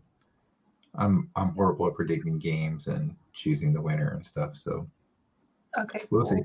Just wanted It's to say hi to William there. And then, since it's halftime of the show, I think it'd be a good chance to talk a little bit about Thanksgiving and stuff. I know we talked a little bit about your channel, and I know I watched your video today and all some of the foods that you made, and that's pretty cool. But that kind of brings me to our question, what kind of foods do you plan to eat for Thanksgiving and prepare for your family, obviously? Maybe you could share some of that with the viewers, kind of let them know what you got going down. I mean, I took notes, but I'm gonna go ahead and have you share what you're gonna do. So Yeah, sure.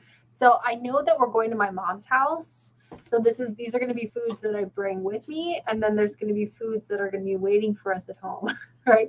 And the foods that I showcased in that video, which you can watch if you want, or you can just get the clip notes here because I teach you how to make those things. They're pretty easy, so it's nothing too complicated.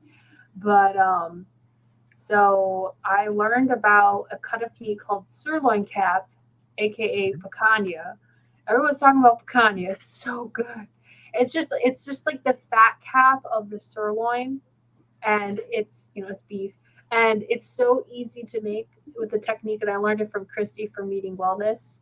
She's my buddy, and she taught me how to make it. And it's just so easy and very fatty and very filling. And I decided to go with the beef option for that particular video and what we're going to be doing. And because I know there's a lot of carnivores that cannot tolerate chicken or turkey, because they just can't. So it's a safer option, and it's very filling and satisfying. So you can think of it as having like a roast. That'd be a good choice for Christmas as well. And then I'm going to be making, again, the carnivore lasagna because it was absolutely like home run. It was so good. That looked really good. I ate it for days. It was big. It was like this big. It was just like very heavy. It was very heavy. But it was absolutely delicious and satisfying. And I didn't feel like, there wasn't, it's all animal-based foods. And so you feel good eating it. And it's like a comfort food. I wouldn't recommend it every day, obviously. But for the holidays, absolutely. And so instead of noodles, it's based off of Maria Emmerich's version of the lasagna. Her video is a little different, so I kind of tailored it to me.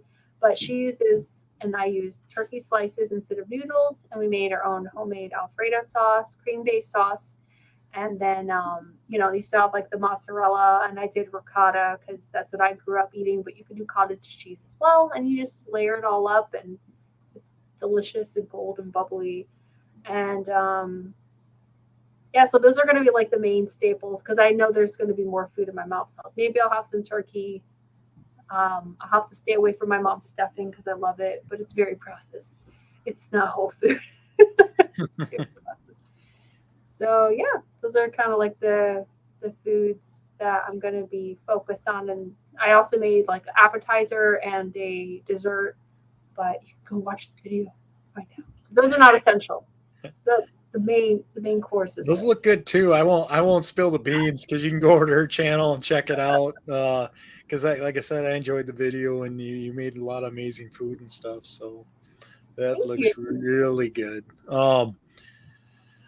I know this is kind of another question. It kind of goes in line with the other one, but how do you plan to stay focused on your food plan with all the temptation that could be around you and your gathering? I mean, I think of that at my party because we're having, I'm having all this carnivore stuff or, keto stuff, but also I know there'll be mashed potatoes. I know there'll be gravy. I know there'll be pumpkin pie. Do you have a plan, some kind of plan when you do see some of that stuff that maybe you ate in the past? Yeah, it's going to be a test of will, I think. But I want to think of it as an opportunity. It sounds so silly. Let's let other people have more food. Let them enjoy the food. That's so silly. I just made that up on the spot. Yeah, I think I want to, like I said earlier, I want to remember where I've been and remember that this is what's working for me now. I want to give, clean carnivore an entire year's worth to see how well I'm healing. And then maybe I want to do some keto, but I do not ever want to go back to the standard American diet ever. That Right. was pure hell. It was like, just very, very emotional for me just to think about it. Not to get sappy, but it's a lot, and so I want to keep that in mind, keep the focus of being family and friends and have a good time. And if you feel like there's going to be like a sweet thing and you can tolerate it, maybe make your own keto dessert, like you're carnivore, maybe make a keto dessert and and save a little slice for yourself and give the rest away. Like don't make one and keep it in the house and then you eat it and you're like, I'm Right. gonna make another one. I'm going to make another one. Like it really depends on you and like where you are in this life. If you want to eat other things and you feel like the next day you can get back right on track, that's fine too. Like I'm not going to be like you have to stay on track, or you have to eat these foods, but for me, I'm going to remember my why and I'm going to focus on family. Yeah. I'm willing to bet that you wouldn't go back to the standard American diet because a couple things that I've tried, they don't even taste the same, let alone you eat it and then you feel miserable anyways. So it's kind of, yeah. I don't think a person could really go back to that. I mean, I don't think I could. Just having a slice of pizza the other day, for example, I had one and God, I was so bloated and the pizza didn't even taste that great. It wasn't worth it. So, Why did I I think do this? I think that's one of those reminders, especially when you're looking at this food. I'm big on the mental part of things. And when I look at some of that stuff, one, I know what it tastes like. I don't need to taste it again. I always like to say, for that 5 seconds of pleasure in your mouth, it's just not worth it, to be honest, because you're going to have stomach problems. There's a lot of things that can arise from eating that stuff. So it's pretty easy to mentally just say, hey, that stuff's not worth it to me. Look at the pain that caused me. Mentally, that's how I look at that stuff now. I try to, so I stay away from it. I think that really helps. And maybe Brian could add something to that too. Yeah, so I mean, for me, like, let's see, how's the way I want to put this? I think that for me, Thanksgiving is going to be interesting because I think I've got a good plan, right? But I'm the only one that's carnivore, so like there's gonna be 7 people there that are not carnivore, right? So that's gonna be my biggest problem.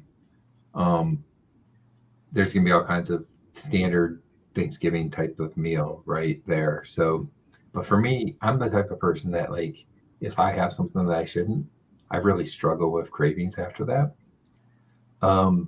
So I think I got a good plan. Like I'm gonna do the whole I'm gonna eat a big steak early on, and then at the actual meal, which is gonna be later in the evening, I'm just gonna have some turkey and some deviled eggs. But there's gonna be a lot of other food there.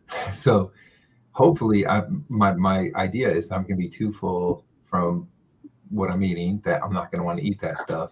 But if I do have some of that, that's when I'm gonna have a problem. You know, That's exactly. So that's kind of it, right? You know, I mean, it's like I got a plan. Whether or not it's going to really work is the problem, but I do have a plan. So Okay, good. And you know what? If you stray off and you feel like you did the best you could, like you ate the steak and you filled your stomach and you feel, you felt like carrots are sorry. I understand that. I feel like you don't beat yourself up over it. Like that's gonna just like cause like, it's not worth it in my opinion. Just be kind to yourself and just think about all the good that you have done. And it's not a good or bad thing. Like I'm right. just trying to think of the right words to say. It's just go with the plan, visualize it. Like I'm gonna walk in, my aunt is gonna give me like 10,000 kisses, and you're like, okay, and then you're gonna have a cousin that talks to you too much, and then you'd be like, oh, I gotta go to the bathroom, and then you're gonna go, oh, hey, look, there's the pumpkin pie, and then you go, oh, hey, look, there's the game. I'm gonna go watch the game, and then it's like if you visualize it, maybe that would help. I don't have an aunt that kisses me too much. They all kiss me right now. Russ is. I was gonna say Russ is right on that one. It's very hard. I find that when my kids come home and stuff, it's very hard for me to stay on plan. That's no lie, let alone the holidays. And I'm kind of like you. You have that aunt or that relative that when I was a kid, everybody pushed food on me. I was the big kid. Oh, Greg will finish it. Give it to him. And it was so wrong of them to do, but that's what people did. Brian, maybe you've been there too. He's the big guy. I'll let him have the food. Yeah, I'm sure Russ has had that happen to him too. Yeah. But Greg, I agree with like what you were saying about like the pizza thing. Like, if I eat stuff that maybe I liked in the past, now I always regret it. Like it doesn't taste as good, and then I just don't feel very good afterwards. Mm-hmm. So that's like, that's part of it. Like I really hope that I can stay onto my plan well, because otherwise I'm not going to feel good for at least a day or so, and I'm going to have those cravings to continue to do that. And that's when it really snowballs. It's like, that you're hurting yourself because you don't feel good, and yet you're still doing it because for some reason the sugar just makes your mind think you need more of it. So then you keep going after it. So yeah, I mean, it's funny because I've been carnivore for like over 16 months now, and I can do really well. But even at carnivore for 16 months, if I eat what I shouldn't, I struggle with those cravings. And there's other people I've talked to that have been carnivore for, a year or something, and they're like, yeah, I don't have any cravings at all. It never bothers me. I don't have that. So everybody's different, and I wish I didn't have them, but I do. So yeah, I mean, you don't expect like an alcoholic to like, they have one drink, they're going like to stick with their sobriety. It's difficult. Like I have a lot of understanding for that. yeah. Yeah, I like Mike saying here. I always knew it as Mikey will eat it. He likes everything. Hey, Mikey, he likes it. Remember like Mikey likes it. Yeah. Exactly. Exactly. That's funny. My sister, she would eat her food and never finish it and go, here, Ellie, here, you finish it. And like, I didn't get big until like I was like in my mid-20s. So like growing up, I was a pretty healthy weight. And then like, those 10 pounds every year, they kept piling on. And then, I got bigger. But yeah, I always ate everything. Oh, Mike. Brian, give him an update. They are playing in the third quarter now. The Bears got the ball. It's still 10-9. Carolina's winning. Yeah, we've talked a little bit here and there about it, but you're right. Nobody really cares. It's the Bears and the Panthers. I'm sorry, Carolina fans, Chicago fans, but it's kind of true. Sorry. Mikey likes this my life. Yep. Life cereal. Yep. It's funny how those little commercials will stick with you all these years. Oh yeah, I have a bunch ingrained in me, especially like cereal commercials. Oh man, those are made for kids to crave and want those. And then they put them in the grocery aisle right at the bottom at kid eye level, all the sugar junk. And it's just manipulation, honestly. And then there's those cereal commercials where they talk about how they're so heart healthy for you because they reduce cholesterol. Yeah. Roll my eyes, right? Mm-hmm. That's another thing I overate. Cereal. I used to eat so many bowls of cereal. Oh my gosh. Don't you find it's a lot different shopping at the store now that you've went carnivore versus before? It's like, well, 90% of the stuff you just walk right on by. But you realize how much of the food is junk food based on the quantity in the store, just like there's always a whole cereal aisle, and it's like, that's not healthy for you. And then you look at some of the baking stuff, that section's pretty big too. The candy sections in stores are obviously really big usually too. And they're high profit items, I'm sure, let alone they're terrible for you. So yeah, when I was shopping for my carnivore Thanksgiving video, we were walking past the frozen section, and I was telling my husband, I was like, do you remember how many times in our life we've gone down this section for the pizza and the ice cream and the lasagna? It's like, all those things. Oh yeah. And it's just like, doesn't it feel good? And I said to him, I was like, doesn't it feel good? We can just like walk through, and we're like, eh. And he was like, yeah, but how expensive is ice cream now? I want to know that. And I was like, oh, okay, let's go look at the price. So we just look at the prices. Like, it's like, oh my gosh, I remember when we ate it back then and how much it is now. So it feels good to not spend that money on those unhealthy foods. Yeah, definitely. For sure.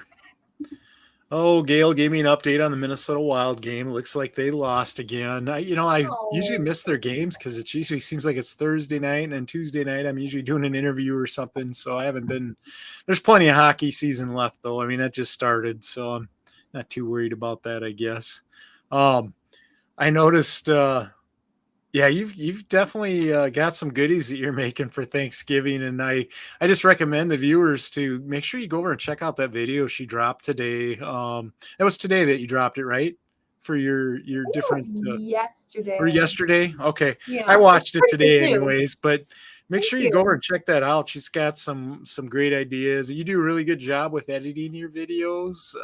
I found it very enjoyable to watch, and I like the music and stuff. So make sure that you go check out her channel and give her a sub too. And I'll make sure to put her her channel up here, her handle and stuff. Yeah, right there. Hopefully I spelled it right at Nourishment Redacted. That's it. All 19 letters. Yes. It's so long. I was like, with the @ symbol, it's 20 characters. You couldn't have picked a smaller name, Ellie. And then I was like, but the dream. So Yep, definitely. Oh, we got a Canucks fan in here. That's okay. You're still welcome. Let's see here. Thank you, Mike. Yeah. It looked good. It was good. I cooked for 5 hours, and then I had it cleaned, right? And then the next day I edited the video for 5 hours. I'm like, why is this? That meal was 10 hours of my life. I don't mind though. It was so fun. I actually did that in collaboration with Nia from Nia's Way. Yeah. I love her channel too. So if you need more Thanksgiving inspiration, go check her video out. She makes some really delicious looking food. And like we planned this together, and she's awesome. She's become my close friend, and she's a carnivore mom too. If you care about that. Yeah. Yep. That's awesome. It's an awesome community, isn't it? People get along, and it's just fun. You get a lot of ideas. You learn a lot. That's for sure. Yeah, I feel like I've made like lifelong friends that I would have never ever met because of this.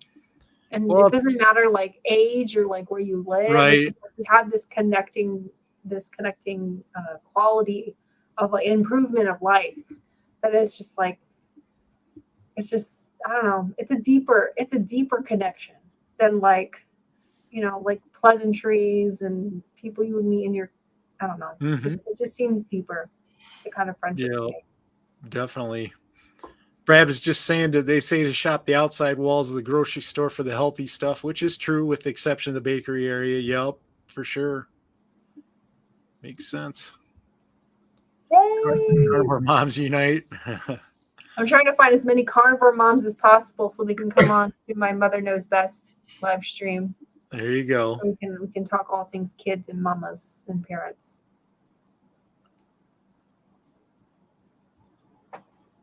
Oh, she's having troubles with advertisement and blocking on her computer. I know she was talking about that the other day. Yep. I see Brad's giving an update. I'm assuming, was that men's or women's, Brad? I'm assuming that was probably women's. That would be women's basketball. Yeah. That was gonna be a pretty good game. I mean, they both were Final Four teams last year. Yeah. Right? So, Yep. I bet that a lot of people tuned into that game. That's what I bet. Let's see. You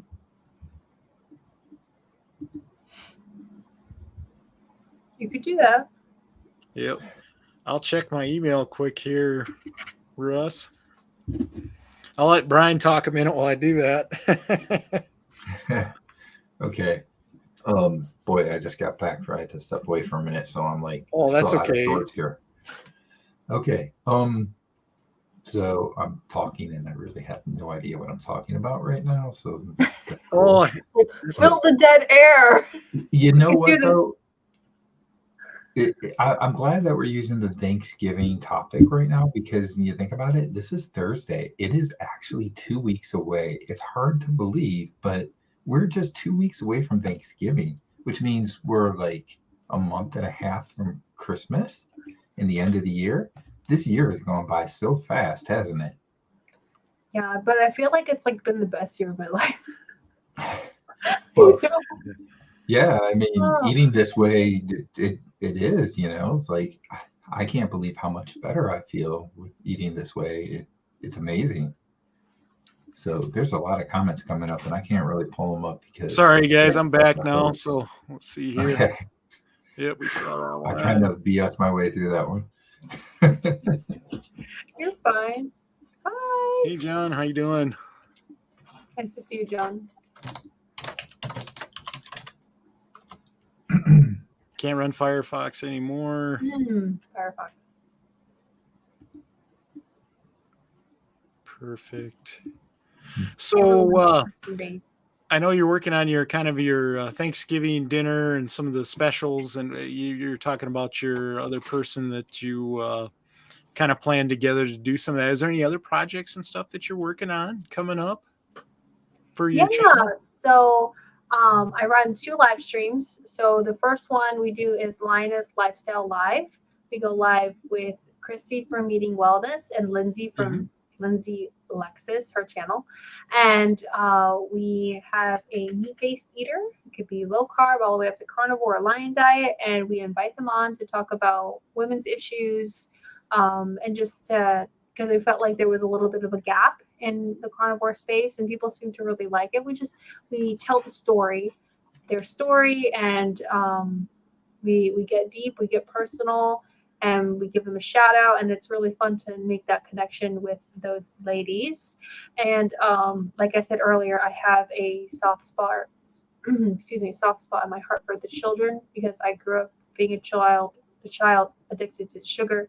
So I'm trying to find as many health experts or carnivore moms that want to come onto my channel. And so I have a couple of episodes planned for that. I'm going to have Samantha Hammonds come on. She's a carnivore mom. And I'm going to be having Faith from the Texas Boys. She's going to be coming on and talking. And so I'm hoping, I don't know how long that series will go, I guess until I run out of moms or until people boo me off the stage. But I just want there to be more videos on YouTube about what real families do, not just from doctors, which are so helpful, don't get me wrong, but real life people who are in it. They're knees deep into like transitioning your kids from sugar and everything like that.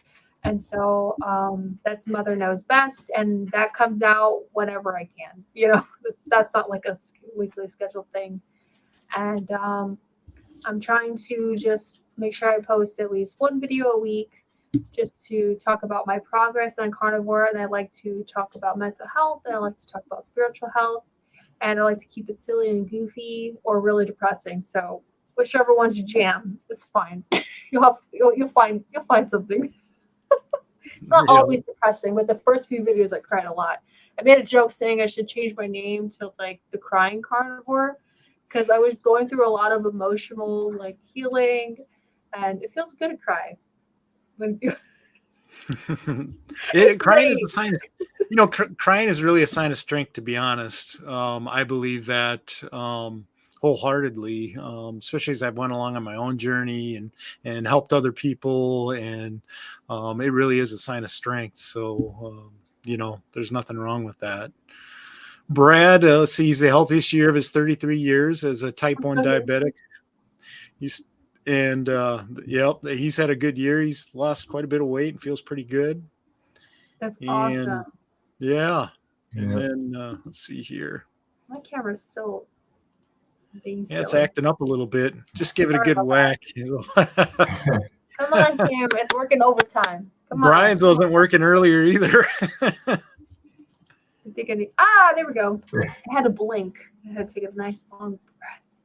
Yeah, you'll have to fight Carrie at Homestead Howell. Yeah, he's been pretty emotional lately. I know. I even find that a little bit myself, and I'm not sure what it is, but I think with just losing the weight and just, even some of the shows I watch, they'll, they pull at my heartstrings, I guess you could say. So definitely.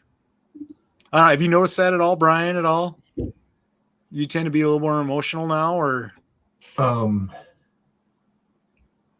No. I've never been a very emotional person. I grew up just in a family, I guess, that we didn't show our emotions a lot, which is funny because my wife comes from a family where they did show emotions a lot. So we've been kind of opposite there.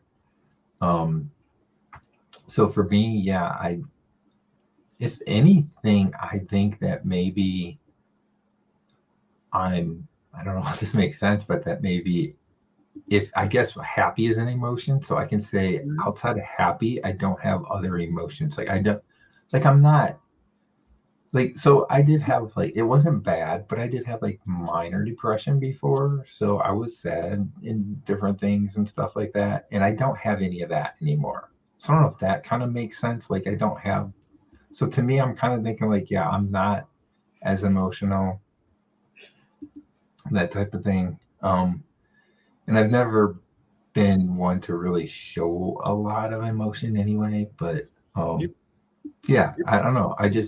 I will say this, though, I smile a lot, and I never used to smile, really. So, I'd say you're pretty even keel, Brian. Yeah, since I've known you, you're definitely very balanced and even keel, and that's awesome to be that way too. So it's cool. Yeah, Mike says allergies for sure. Oh yeah, just allergies.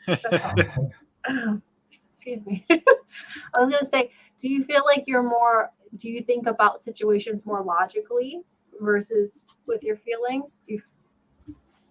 I think I've always thought that way. So I guess that really hasn't changed for me. I don't know. It's just, I tend to be, I don't know. It's just kind of weird. And, the other thing is, though, I'm going through a lot in my life right now with my mom dying. So she's getting close to death. So, you play the full range of emotions, let alone my life has changed so much this year. From, in January, I thought, I was going to be disabled the rest of my life. And now, I'm looking at going back to work. I'm looking at working out, exercising, it's just one of those things that you go through a lot, I guess, in that year's time. So, that probably plays something into it too, I would think. So, it's life changing. So things definitely change. So for sure. Good deal. Well, I do actually have a surprise guest that's going to be joining us. I don't know about this. No, he doesn't. So, Ellie, I was just going to say, you're welcome to stay as long as you like. we'll definitely talk some more. But we're bringing in a little comedy relief for the last bit of the game, the way it works usually. Tonight's game I knew would be a little I wonder rough, who it could be. Someone we're who's gonna really bring him funny. on. I gotta make sure I get this set up right here. So Russ, There he is. I am shocked. As soon as you said comedy, I had no idea it would be Russ. You know, everybody says I'm funny, but they leave off the last part. You know, looking. That's the part. Yeah. I want to know what an Ohio State fan is wearing a blue shirt for. He can only wear red. Is that what you're saying? Exactly. What am I? A blood now? It's like, you know, what is that supposed to mean? I wear all different color shirts, man. Hey, it just reminds me of that team up north. There's no M on there, and it's a different kind of blue. It's not not that, you know, nasty, disgusting blue. Hey, John's leaving just when I get here. You know, I can't blame. Like, oh, Russ, I'm out here.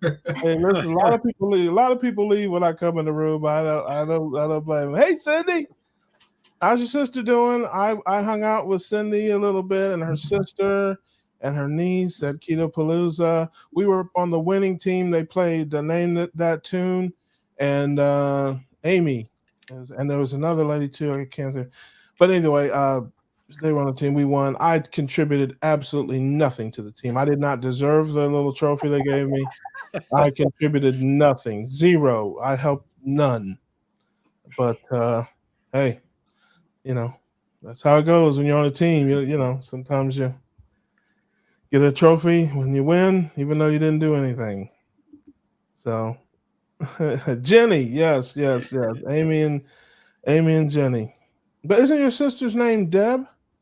I get. Listen, I met so many people there. I got confused. So please, you know, I don't want to tell you. Other than I'm as dumb as I look. That's all I can say. You know, I know. Hey, I have a great memory. It's the recall that gives me problems. That's really. So, but you had a great time. We had a lot of fun. So hey, Elle.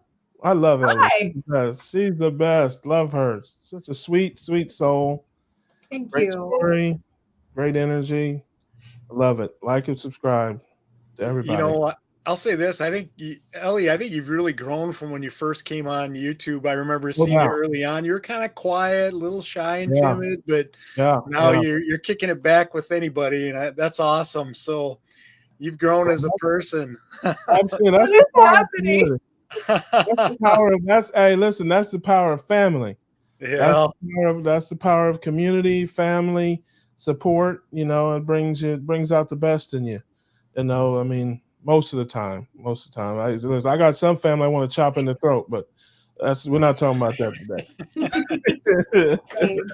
Hey everybody, what's up everybody? Love that Low Carb. That is so incredibly nice of you guys. I do feel like I've come out of my shell. I'm showing my true self. Even people in my real life, they see that. But I think I like to show a little bit of the nervous energy I have before recording. So you'll usually see some weird, silly stuff in the beginning, but I figured it out. You're doing great. Yeah, keep doing that. You know, you're reaching people. You know, everybody. I say it all the time, and that's what community is. You know, everybody can't connect with her. I mean, there's people that I can reach that you can't, that you're just not going to reach. There's people that you can reach that I can't reach. Everybody's room for everybody out here. You know, all different personality types, all different levels, all different stages. You know, all different, you know, places on the path. Man, I just think it's so important to show that. You know, hey, I might as well go ahead. You know, the haters get ready. But you know, it's like, you know, I don't particularly enjoy seeing 5 or 6 people that all agree with each other 100%.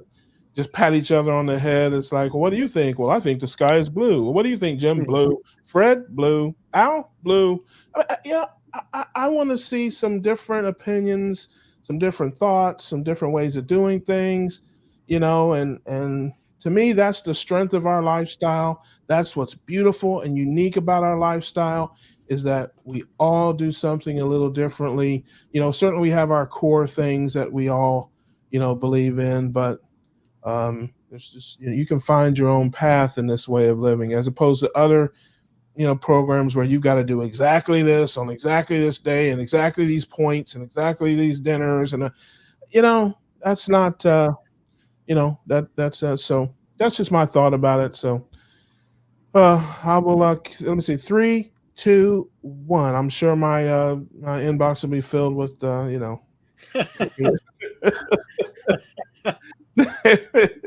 something wrong with what you said. Oh my gosh. The internet is rough, man. Well, thank you, Elle. You're the best. I don't think there's anything wrong with anything I say, but I could give you 100 emails and comments that see otherwise. So, I get it, because I've lived on this planet for half a century. I kind of understand humans.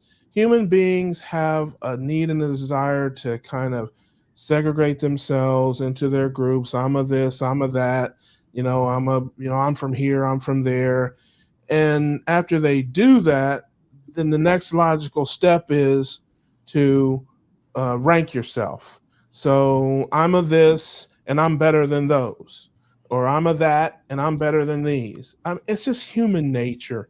In many cases, people don't, mean anything by it, or they're not trying to be nasty. In many places, sometimes it comes from a place of caring, but it's just human nature to, put yourself in a group or be put in a group and then rank your groups and judge. And that's how I look at it. That's why I don't get offended about it. This work is too important for me to be getting involved in silly squabbles with people. We got lives to save.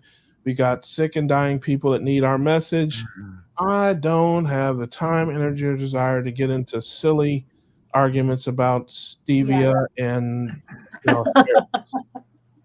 I just don't. It's just like, I don't have time for that. So that's not to interrupt you, Brian. Do you have a game update? Yes, and I feel bad because I'm really not paying attention to this game. 16, wasn't it? It's 16-10 now. Chicago scored a touchdown at some point, and I have no clue how. Carolina, though, just punted the ball back to Chicago. So Chicago's got the ball when they come back from commercial, up 16-10. Again, I have no idea how they scored, but they scored. Late third quarter, too, isn't it already? The game's going pretty fast. So yeah. Russ, it looks like there's a question for you. Are you going back to Ohio for Thanksgiving? That is a negative, Ghost Rider. I do. I go north when the geese go north. Around this time of year, it's way too chilly up there. So unless there's an emergency or crisis, I will not be going north of the Mason-Dixon line until the spring. So that answers that. Hey, what's going on, Brenda? I think I said hey to Low Carb Carnivore. But that's my girl, Brenda. Love you, sis. She met her at Keto Palooza as well. She's the best. And awesome. I think going to a convention, that must be so surreal. It's like meeting the people that you just see as like little icons and words, and then all of a sudden they become real. And it just, I feel like that connection becomes so much stronger. And it's like, I'm not alone. You're real people. I'm not just like, I don't hear voices in my head. It is. You're right. It's I don't know. I don't know if I ever get used to it. But like you go to events and it's like the Keto Palooza, I took 2 steps off the elevator. It's like, homesick Buckeye. I'm a celebrity. I'm like, what's going on, family? So I love the people. I love the people. Who you are. I love the people. I'm glad that people come up to me and talk to me and stuff like that. It is great energy. I love the family, and it's we've all been through something. That is really what binds us. So, when you come into that room, into those communities, or even online or whatever, we are bound by, most of us come to this life because of some type of problem. There's some people that just want to be healthier and they didn't have a lot of problems and things like that. But most of us got here because of some type of pain, some type of sickness or whatever. And so, man, when you get through that thing, or when you get over that mountain, it's just, you got a joy. You got just a joy, and that joy is what binds. You get into a room of people who have overcome one of a million things, man, there is so much joy there. And that's why we're always in a good mood. That's why we're always smiling and laughing. That's why we're hugging each other, because we know the struggle. Some of us are still in the struggle. But we're free. The tears. I mean, you go to those events. They at Keto Orlando, they do it at the beginning. At Keto Palooza, they do it at the end. But there's when people get up and tell their stories and talk about their lives and things like that. I mean, there's not a dry eye in the place, because and I always say it. I was at the last event. There's a guy I met named Clay. Shout out to my man Clay and his wife Bernie. And that guy got up and told his story, and he started to break down. And I told him, and I've told others, if this thing doesn't make you emotional, you ain't suffered enough. If you can't get emotional about this thing, if you can't, tell somebody that's been locked in a prison for 40 years and gets out not to be happy, not to be emotional, not to feel something. Right. So I told him after that, I went up after the thing, and I heard him. I said, brother, don't you, he was apologizing. I said, man, don't you ever be sorry about feeling what you feel, man, because, this is, you've been through things, man. I mean, this guy's got a heck of a story, and, it's just what it is. You're going to be emotional when you come through up the road, because you're free. But like I told him, they're not tears of sorrow. They're tears of joy, man. Because you're free now. You've found a way out. You see that light. So yeah, man, you gotta sometimes, you're gonna feel something if you've been through a struggle. I should know how to bring a stream to a halt, don't I? I know how to. No, not at all. I was gonna add to that. Shut this thing down, man. People are laughing and smiling. Listen, my man Brian's over there like a single tear. Hey, there's more people watching now than we've had all night, so it's it's a good thing. Everybody loves a train wreck, man. Everybody loves a train wreck. Hey, listen, they're coming on to see what they can. Those are the haters, man. They're coming on to see what they're gonna burn me in effigy tonight somewhere, probably. Oh my gosh! No way. Now listen, I do get some hate. I mean, I do, because my style and my attitude is kind of carefree and loosey goosey in a lot of ways, and kind of, hey, roll with the punches. Everybody's not like that, man. You got some folks out there that are strict, and they're like, I get these messages. I'm like, hey, I had some broccoli or some carrots, or I had a this or that, and I always get an email. It's like, I have acute broccoli disorder, and I don't appreciate. This if I get within 100 yards of a head of broccoli, it burns me my skin and to the bone. I mean, that's sad, but you can't be responsible for everybody else's journey.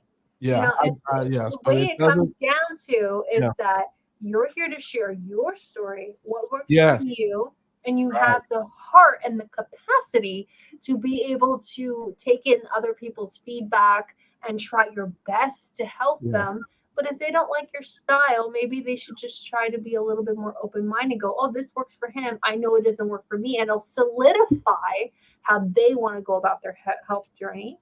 And maybe they'll see someone else who they really don't agree with. And then, or they'll find people who are more like-minded, and that's fine. But whatever, that's why we're all encouraged to make these YouTube channels, is so that we can share our way of doing it, and it could change someone's life, and that's it. Yeah, I'm not saying I'm right and you're wrong. That would cause heated discussion, sure. That is an interesting. You should put it that way, because I think that, again, going back to human nature, when I come on and say that I do this or I do that, people interpret that as I should do it too, or you're endorsing it, or that. Because I get that, when I say, hey, I did this, or, oh, you shouldn't tell people to do it. I didn't tell anybody to do anything other than find a ketogenic doctor, at least not, on intentionally. You know what I mean? Sometimes I get a little worked up, and I might say, but I really, really try very hard not to ever tell somebody what to eat or what to drink or whatever. I just, kind of share what I do. But people take that as an endorsement, just like the other way. Like if I say I don't do something, It's people take it as I'm against it, or well, why are you against it? I'm not against it. I just don't want to do that. So it's just kind of, again, human nature. It's also human nature for people when they get something in their life that's really made a change and like bettered their life. They just want to share it with everybody, and people who may be a little more assertive, we'll call it, want to tell you what to do. It's like, they'll knock the biscuit out of your hand about, you don't eat that, you can't eat that. That's kind of human nature too. So again, I don't really get upset. I find it interesting, and I think sometimes funny, but I can't lie, sometimes it does get annoying. The way I see it is that being an influencer is like a double-edged sword. Yeah. It really is. And that's kind of what we're becoming. Even if it wasn't intentional, it was more like, like, this is like my food diary and this is my health journey and stuff like that. But at the end of the day, whether you're online or in real life, you're going to influence somebody. Your actions are going to have a reflection, whether it's like your kids or your family or your friends, or even if you make a comment anonymously, like on like 4chan or Reddit or something, you're going to make an impact. And so, like, kind of like how Carrie talks about like the ripple effect. Mm-hmm. It's like you have a little like splash here, and then the ripples go. It's like it's in any space of just being social, Yeah.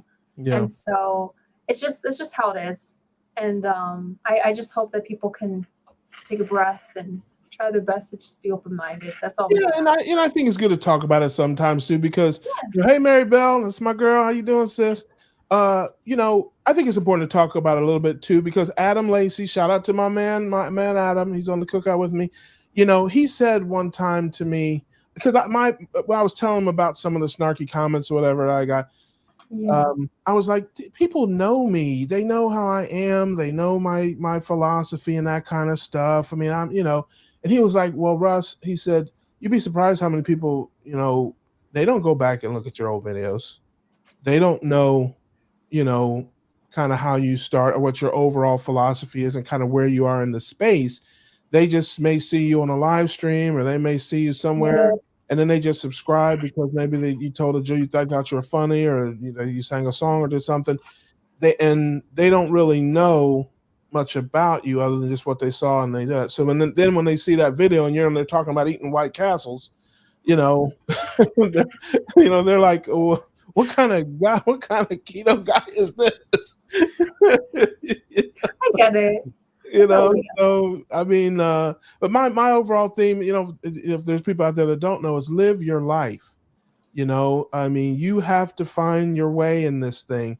I think everybody has a migration. I think people migrate, from standard American diet to keto, to ketovore, to carnivore. People may migrate from carnivore back to keto or ketovore, and everything in between.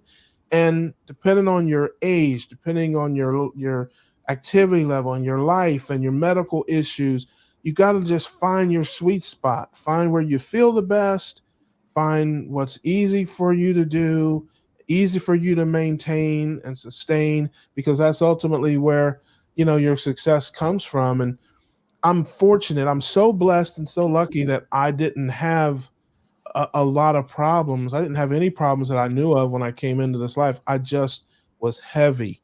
And I've even told people, man, I gained another probably 50 to 75 pounds when I decided I wanted to lose weight. I was a happy fat guy well into my 40s. And then, around 45 or so, I said, hey, I got to get this thing under control. Let me get it together here. Let's get to work. And I started doing everything that I thought was right, and put on another 50 or 75 pounds, killing myself to lose weight. That happened to me too. Yeah. Like, I would constantly yo-yo diet. Like, I would restrict, work out, and then lose 20 pounds, and then they'd come back, and then, oh, look, there's 30, 30 back, and then it's just like, if you don't go for the root cause of why you're gaining the weight or why you're not feeling well, and addressing the addictions, you're just going to find yourself falling back. Yeah, it was ignorance for me. I just didn't know. I Yeah. mean, I was doing everything. Again, I lived in the land of Yeah. opposites. I ate Yep. nothing but fruits and vegetables and grains and lean meats and no red meat, no bacon, nothing. I mean, no, no butter. No, I mean, I just, you know, literally, I did everything opposite, and it wasn't working. And I was gaining weight, and I was hungry all the time, and it was a mess. Oh yeah. No, It's all and cultural too. It's yeah, like, why would the authorities, like the powers that be, steer you wrong? Like when I became pregnant, my doctor was like, you can't do keto anymore. And it just like took me way off track. And then, I suffered more and times got hard. And then I'm so thankful that I decided to come back. But I couldn't go back to keto. Like the addictions were so strong. I had to go beyond and do carnivore for myself. That's just me yeah, personally. Mm-hmm. And I it love worked, it. you know? Yeah, yeah, I'm not against it. I mean, I have my reasons for not, first of all, I consider myself carnivore. I Yes. really do. I mean, 75 to 80% of the things that pass my lips are animal based. Mm-hmm. Yep. And I just know in our family, I'm not. I just did an interview with Carnivore Kip. It's on my channel, and we talked about it, briefly. And I told him that, oh, that's not carnivore. I'm like, okay. And the people that really follow me know I'm a carb number guy anyway. But I even was on a live stream with shout out to Carnivore's grandma. Had Dr. Barry on a live stream a few days ago, and I asked the question: is there any difference metabolically between somebody that eats 0 carbs and somebody that eats 10 to 15 carbs a day? Metabolically, is there any difference? And he was like, for 75% of humans, no. Just it's not even Exactly. worth discussing. It's, I mean, 10 or 12 carbs over 2 meals in a day. It's not even worth talking about to 75% of the people. He said there are a small group of people who have very specific disorders where they have to be 0 carb, shout out Michaela Peterson, or people like that. But he's like 7 out of 10 people, there's just no difference. It's so few that it's not even worth mentioning. And that's kind of how I feel. I put it to you this way, for me, it's just, and again, it's just my thought. Who puts unnecessary restrictions on themselves? I mean, if you love to go to the movies and you just wake up, I'm not going to the movies anymore. Well, why not? I'm just not going. Well, you love the movies. Yes, I do. I love the movies, but I'm just not going to go anymore. Well, you can't afford it. No, I can't. I mean, who does that? If you love to go to the movies and you don't have any problems going to the movies, you go to the movies. Yeah. That's how I feel about asparagus. That's how I feel about certain other foods. I don't have any problem with it. I don't have any disorders. I'm not lactose intolerant. I'm not any of those things. So, if I felt like I fell off of a roof every time I had a berry, I wouldn't eat berries. I'd be like, hey, I would love to have some blueberries, man, but every time I do, I feel like I fell off a roof. I can't do it. Yeah. I have things like that in my life. Like I tell you, Italian like sausage and ribs and certain pork, because I didn't grow up eating pork. I'm guessing that's why. Tear me up. And when I was a younger man, I used to get like pepperoni and sausage pizza. And I would always order it like on a Saturday because I couldn't leave the house. I had to do it on Saturday because it's like I got to get to work on Monday. So yeah, if I eat this on Saturday afternoon, I'll be okay by Monday because it would just destroy me. And as I got older, I just stopped eating it because the way I felt after I ate it was just so bad. It just wasn't worth it. So I get that. I totally understand. And if you have a problem with certain things and they tear you up and it's like, oh, I just feel like, death when I eat, don't eat it. But for those of us who don't have those problems, I mean, it's a little different ballgame. Brian, do you have a game update at all? Looks like the score's the same. Yeah. It's funny. They're putting the Panthers' possessions tonight on the screen. Punt, field goal, punt, punt, punt, punt, punt. They had a bunch of negative yardage in there too on 3 of them, Yeah. where they lost yardage once they got But the ball. Carolina is on the move, though. It's still 16-10. They're at the Chicago 22-yard line, and make it the 21-yard line now. It's gonna be third down, about 6. 11:51 left in the game. Yeah. Hey guys, Kind so of I boring probably game. can stand like about 10 more minutes, and then I'm gonna have to go because my kids wake up early. I understand. You know how Well, it is. we appreciate you coming on tonight, Ellie. Yeah. And I'm Yeah. going to put this up here too, so people make sure that they check out our channel. And yeah, we appreciate you coming on. You shared a lot of great information. You got a great channel, and just wish you the best of luck going forward on all the stuff that you do, because you're a great person. So keep up the good work. I make ugly face. Oh, thank you so much. I can't take a compliment. I can't do it. Make my skin crawl. I really. You're gonna learn today. Yeah. Okay. Thank you.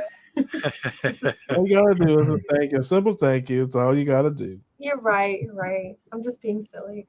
But you know what's so funny? Every time you do the football update, this just shows how, like, I don't know, you guys are all football guys, so you're gonna like lynch me or something. But every time you're like, oh, North Carolina, I just think of the literal state and then another state playing football. I'm like, that's a big stadium. Like, that's a really okay, I'll go. I just can't stop thinking about it. I'm like, that's ridiculous. Oh my gosh. Hopefully you guys have been reading the comments as they come up. I just kind of flash them up for a little bit so you guys can see them, and people I are know it's so definitely. funny what Brenda said, that she had an oatmeal and apple every day, and her cholesterol. Man, Listen, I used to Yeah, eat. listen right I used to eat granola. I ate granola every day for I don't know how long, probably at least a year. You know, when I was trying to lose weight. where am I at? I live in Florida. Are you asking my handle? I'm thinking maybe where you're located, but I'll put Ellie's handle up again too. It's long. So while you're putting that up, I do have another score update. Okay. Yep. Shoot. So Carolina just got a field goal. So, you know, the whole state. It's 16-13 now, Chicago. I don't know which Carolina though. Actually, they're in North Carolina, right? Yeah. Yeah, they're in North Carolina. Yeah, Charlotte. Yeah. So it's 16-13? Is that right? 16-13 now. Yeah. So my 13-10 score was obviously wrong. Well, you probably still have the under covered if you bet the under. I don't know what's the under, 30 something.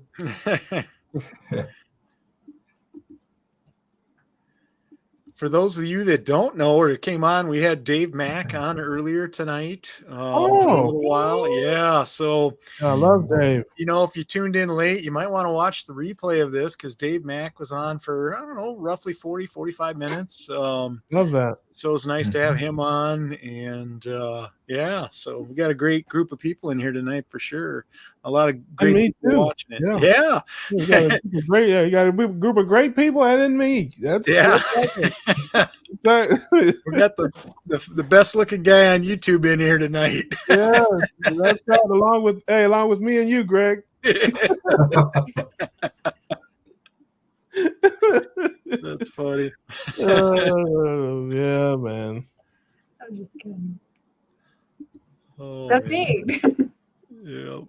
Yup. Let Ellie be the judge of that. You know, we can't judge ourselves. You gotta let the ladies. Shout out to the low carb ladies, all the keto cuties. Yeah, there you go. Do a shout out to all the keto cuties and local. They have to be the ones to judge that. That's funny. So Ellie, what did you think about being on the low carb football party? Did you enjoy it? Yeah, it's fun. It's very relaxing. Yeah. And I like this, because sometimes I feel like and I love doing like interviews and stuff like that, but I feel like sometimes I have to like say everything perfectly because I'm a perfectionist and I try not to be bad me. And so I feel like this is a good show. You know, people come in, people go. Hopefully they stay as long as possible so you guys get those beautiful watch hours. Oh, Yeah, I know, right? It's like, yeah, it's pretty laid back. We're pretty easygoing. We just like to have fun, and people like to hang out. And you do once in a while. I like to think that people do learn something from the show, especially from the guests that we have on. I learned from Brian. I'm just kind of the dummy that sits here, but hey, it's all good. Yeah, the only thing you can learn from me is patience. I can tell you that. Hey, I heard a guy one time say progress is more important than perfection. Did I hear that somewhere? but yeah, I thought you guys asked really great questions, and I like how you had the questions on the screen. That was very professional. I try to prepare a little bit because you get your thoughts going, and then you kind of like, what was the question? So I always like to kind of have it up there a little bit as a reference point. So go ahead. No, I was just gonna say it was a good thing that Greg was hosting this week, because Greg's really good about doing that with the questions, putting the questions in the and putting them up there. We switch off hosting every other week, and I'm horrible at that. Like, I'm not an organized person, so I just kind of play everything off the side of my chair here and everything. And yeah, so Greg does a much more professional. I can't even talk. He does a better, more professional job than I do when I'm doing it. Plus, you never know like what I'm gonna do, because I might say something or knock my microphone down, and hey, you haven't done that yet. Starts laughing. I know it. It's crazy. That is, hey, listen, all that is true, Brian. But we've already established you're better looking. So really, would you rather be better looking or have great mic skills? Okay, which listen, I mean, you can only, have so many talents, man. You're already the eye candy on the stream, brother. You can't have it all. It would be great if I could have both, though, wouldn't it? Greedy. I want brains and beauty. Greedy. Yeah, greedy. That's greedy, man. Let's listen. Let's let other people have some talents, man. I saw. Look, Gail says she loves it when I sing a song. Now, I've got a video coming out. I'll probably release it Friday or Saturday, where I went on a bit of a rant, and I think I sang 3 times on that. Oh. The songs come when they come. They just, like, if the spirit hits me, if the spirit hits me, I don't really plan it. Every once in a while, like, somebody will say, "Hey, I want you to sing a song on the stream," or something, and I'll think about something like that. But I don't really plan anything. I don't write anything down. It's just, if the spirit hits me, I sing something. I think of silly little songs or whatever. But do you have a request? I might listen. I can't promise. This is not the karaoke channel, but I love karaoke. You and I should sing something together. But I might. I've been known to carry a tune, so you have a request. I might do a request. I always wonder, like, with the singing, you like, want a real song or a silly song? Oh, okay. I was gonna say, like, with the covers, I wonder, like, would you get like copyright? Yes, strikes and that's stuff? and it's funny you should ask that, because I probably got about 20 songs I could do, and I did one on a stream. I did "God Bless the Keto Road." I have to think of every donut shop led me to where you are. Every ice cream cone, every Snickers bar pointed me on my way into your low carb arms. This much I know is true, that God bless that keto road that led me straight to you. Okay, I did that. I made a video about all the friends that I met at the Keto Orlando Summit, and I got the music and accompanied it, and I did a photo collage of all the friends and all that, and about how great time I had meeting everybody, and did it to that, and they copyright struck it for the music. And so, you know, the acapella. Yeah, well, they haven't struck me yet for that, and that's why I do acapella. But I've got a bunch of things I could do, and I have the music to it. But I'm afraid that now what they did was they struck it and they said the owner of this is okay with you using it, you know. Right. So we'll let it. Well, you don't have to take it down, but it is copywritten material. And I just used the accompaniment, you know, a track. I didn't, you know. Yeah, that's probably what flagged you then. Yeah, so like the acapella stuff, so far, knock on wood, Okay. I haven't had a problem with. Oh, Gail's in the. I've thought about doing some singing in my videos, but then I'm like, maybe I shouldn't. Not that I'm not monetized, but it was like, Yeah. you know, those strikes are scary. Yeah, well, that's the thing. I don't really care about the monetization that much. I mean, other people do, like on the cookout and stuff. Yeah. I don't want, you know, anybody else to not get their part monetized or whatever. But yeah, that's the biggest thing for me is I don't want them to strike the channel or that's what I'm worried about against you or whatever. But Gail she wants some blues. That's fun. I'm doing keto. It's really nice. I don't eat beans, and I damn sure don't eat rice. I'm doing keto. I'm doing keto every day. Oh yeah. If you wanna get better, I'm telling you, keto's the only way. Yeah. There you go. Snaps. Nice. This is like poetry, right? That's what I mean. I just came up with that. You know. Okay. Oh. Good to know, Becky. Thank you. Great job, Russ. Thank you, brother. Hey, listen, I am a man of the people. You want singing, you give them singing. I do what I can do. You're welcome, Gail. You're welcome, sweetheart. I appreciate you hanging out with us tonight, watching, and when you speak at me, speak well. That's all I ask. All right, gentlemen, I think I'm going to log off here. You guys enjoy the rest of your football game and chit chats, and thank you so much for having me. Yeah, thank you for coming on. We appreciate you, and good luck with your channel. And I'm sure we'll see you down the road and maybe do some other stuff with you. So I would love that. All right, sounds Thanks, good. Ellie. Yeah. Thanks again. Bye-bye. Yeah. Hey, blues rip. That'll get rid of some people.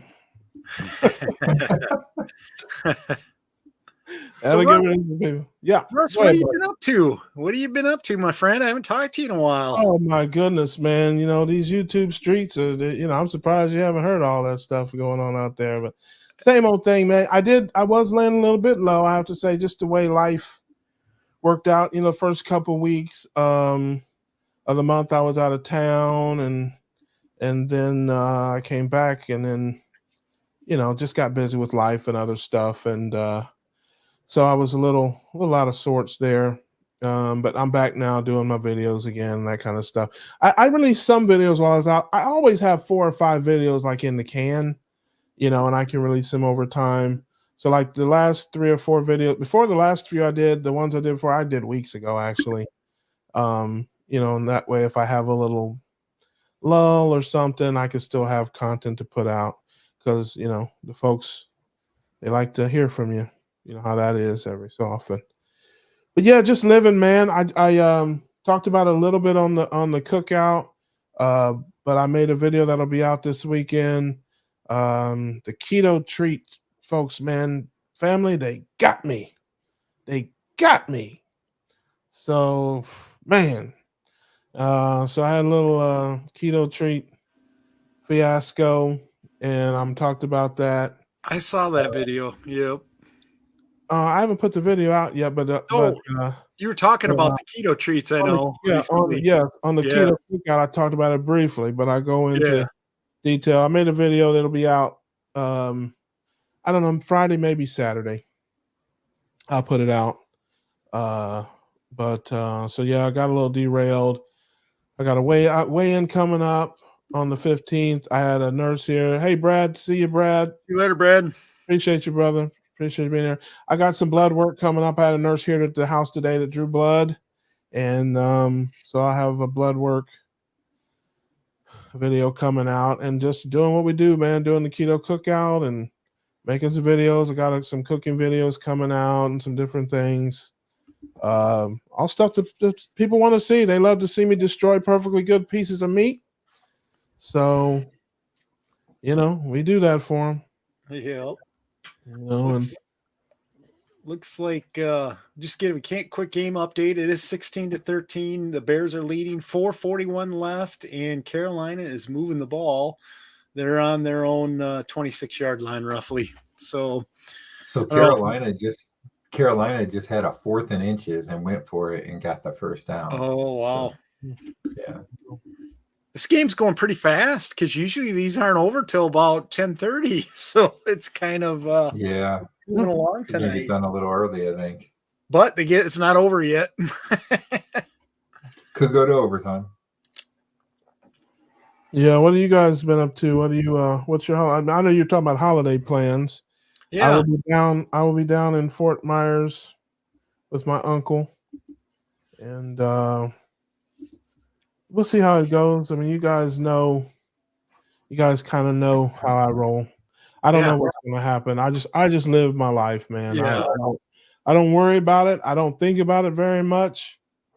We'll see what happens when I get there. I just don't, I don't think about it that deeply. I really, really don't. Life happens, so it's just one of those things. One day a year. I mean, I literally go down there one or two, maybe 2-3 days a year. I'm at my uncle's house, and there will be plenty of good food from my old life there, and the odds are definitely in favor of me eating some of it.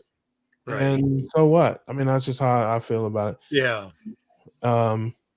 Again, I live my life. I don't cheat. There's no such thing as a cheat meal, a cheat day. I don't even talk like that. Yeah. I mean, cheating is just has a negative connotation. Cheating, you're doing something wrong. Cheating is bad. Mm-hmm. Cheating is wrong. Cheating is something you beat yourself up for. Right. I'm not cheating. It's impossible for me to cheat.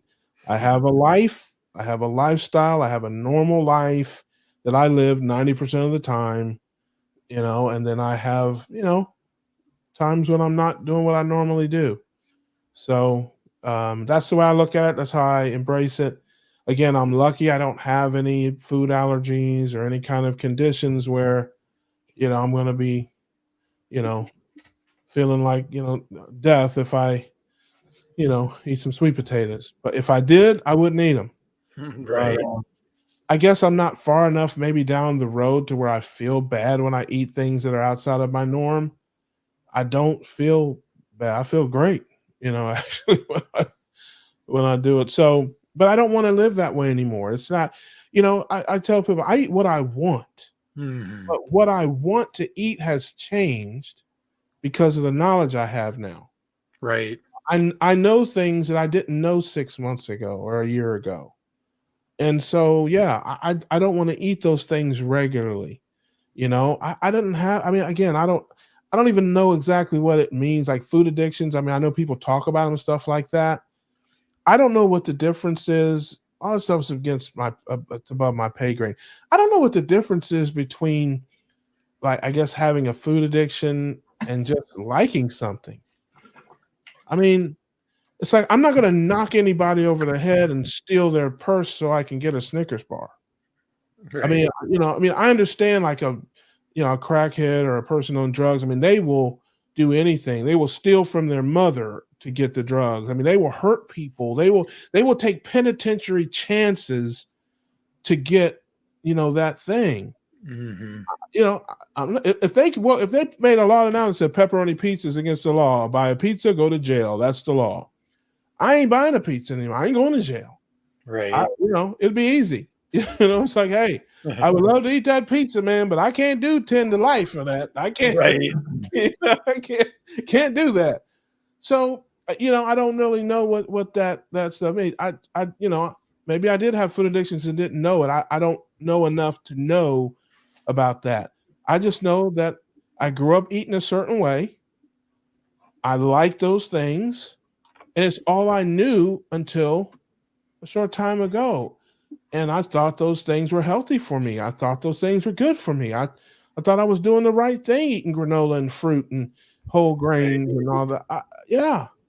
you know. And when I decided I wanted to lose weight and I wanted to get healthier, I didn't have a big problem dropping the junk food and that stuff. I went to granola and lean meats and all that stuff because I thought that's what I was supposed to do. And then, like I said, it didn't work, and I kept gaining weight. And I got to a place where I'm like, I don't even care. I'm gonna kill myself with this diet. And of course, I found out that it was the proper human diet.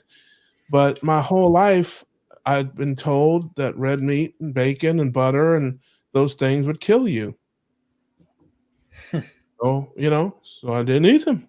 Right. So it's, when it came time. So, like I said, everybody's different. Everybody has a different, path or whatever. But for me, it's not that hard for me now. I've changed my life. I don't eat that way anymore. I don't eat that stuff regularly. I mean, here and there, I like it. So because, I can eat little bits of it here and there and still, achieve my goals and still have weight loss and still, I mean, I understand I'm slowing it down. I've lost, I'm 47 pounds at my last weigh-in. I got a weigh-in coming next week. We'll see where I'm at. I kind of think I had a little bit of a problem. I don't want to talk about it. I'll get fired up about it. But I'm living my life. That's really I'm rambling on. But I just live my life, man. But my life is different. My life has changed. I still eat pretty much the same way. I just don't eat the same things. Yeah, definitely. I still snack too much. I still, do things. But now I'm snacking on egg salad and hot dogs instead of Snicker bars and ice cream, But I still snack. I mean, I still. Not to interrupt you there. I know, Brian, you want to give a game update? I know it was 4th and 2 for Carolina. Yep. Carolina just had a 4th and 2 and converted a first down. So they've converted on 2 4th downs on this drive. 1 minute and 54 seconds left. They are at the Chicago 41-yard line. So there's still a chance. Yeah, I think, that's the thing, Russ. I think you live life and life happens and just, you look at how far you've come. I think that's Absolutely too, Every day, man. I laugh about it. I laugh about it now. I mean, I'm still in that phase. I think there's phases and levels that people go through. I mean, I'm still in the phase of, laughing out loud when I think about the things I used to eat, the way I used to live. The fact that I have to think about when the last time I had pizza was. Do you know that probably for 40 years of my life, I never, and I mean never, took my trash to the curb when it didn't have a pizza box in it? I mean, I eat pizza sometimes twice a day. I mean, I'm basically a lifelong bachelor. I mean, I had a long-term relationship. I lived with somebody for 6 years, but before and after that, so yeah, I would eat pizza sometimes twice a day, order pizza twice a day. I'd certainly once a week at a minimum. And it's like somebody said something about pizza that I had to really think. I'm like, I can't remember the last time I had pizza. I had to think about it, and it was September, but I had to think about it. I mean, that's how different my life is now. When somebody asked me when's the last time I had some cake or whatever, I'm like, I really had to think about it. I'm like, I can't remember the last time, I did that. So I'm still in that phase of my, path to where I'm still excited or happy about the goofiest little things. Right. Maybe, someday when I get further down the path, that'll be old hat, and I'll be talking about autophagy and, fasting and all that. But I'm 100 miles from that. I got to eat every day. Yeah. I mean, there's no fasting. There's nothing wrong with it. Nothing wrong with it. I'm not against it. I think it's wonderful. I've seen the books and all that, read the books. Just, I'm not there yet. I'm not there yet. Maybe one day I'll get there. Yep. So I was going to say, Gail just had the comment up there about that they used to have pizza Fridays. When I was a kid, we used to have pizza every Friday. That was like the thing that the family did. Yeah. So Yeah. yeah. Yeah. No, that's the old life. And I don't want a keto pizza. I don't want, I mean, that's again, just me. Nothing wrong with it. If I want pizza, I'm going to get my favorite kind of pizza from my favorite pizza place. I don't want a keto pizza. I don't want a cauliflower crust pizza. I want The real deal. That's right. That's one of the reasons why I don't get the keto snacks. Right. I don't want that anymore. I don't want to eat pizza anymore. I mean, not regularly. I don't want to. So keto pizza, or even regular pizza, because a lot, those keto snacks and those things, 90% of them are, junk food. That it's processed food. Well, sorry to interrupt, but something big happened in the game. Yeah, so Carolina just had another 4th down that he had decided to attempt a field goal. It was a 59-yard field goal attempt, but they missed it. So like a minute and a half left, and they're down by 3, and Chicago now gets the ball. And I think they only have 1 or 2 timeouts left, so this isn't looking good for Carolina. So I guess I was wrong because I picked Carolina to win 13-10, and it's 16-13 Chicago. Kind of close on the score, just wrong team. Same for me. I picked Carolina 17-14, and it's 16-13. So, but it's Chicago. So, yep, this field goal. Yeah. Flathead dough. I've seen that a lot. I'm not sure what it's like, but yes, I'm down to try about anything. Listen, I'll eat about anything, but in terms of my daily life and that, like I said, I'm just kind of on a different program now. We'll see because I don't close the door to anything. I really don't. Things change and evolve for sure. Even on my plan, it did. So there's a good chance it will for you too. I mean, that's just the way it works, kind of. Yeah, I'm always, moving, grooving, steadily improving. Definitely. I don't say more about chicken crust pizza. I do chicken crust pizza. I love it. It's my favorite, almost my favorite now, I would say, because I don't get bloated like with regular pizza. I get bloated if I knock on wood. I haven't had more than like two like out of normal days in a row. Like bang bang. I've had 2 in a row, but I've never had more than 2. So I've had like 2 bad days and a clean day, then 2 bad days and a clean day. I've done that before. And I can definitely, when I'm, kind of loosey-goosey like that, I can definitely feel like the water and that's definitely true. I do retain water when I'm out of my normal routine. Yep, that can happen too. So what else you got going on, Russ? That's about it, man. Just like I said, just living and giving, striving and thriving. You know how it is, man.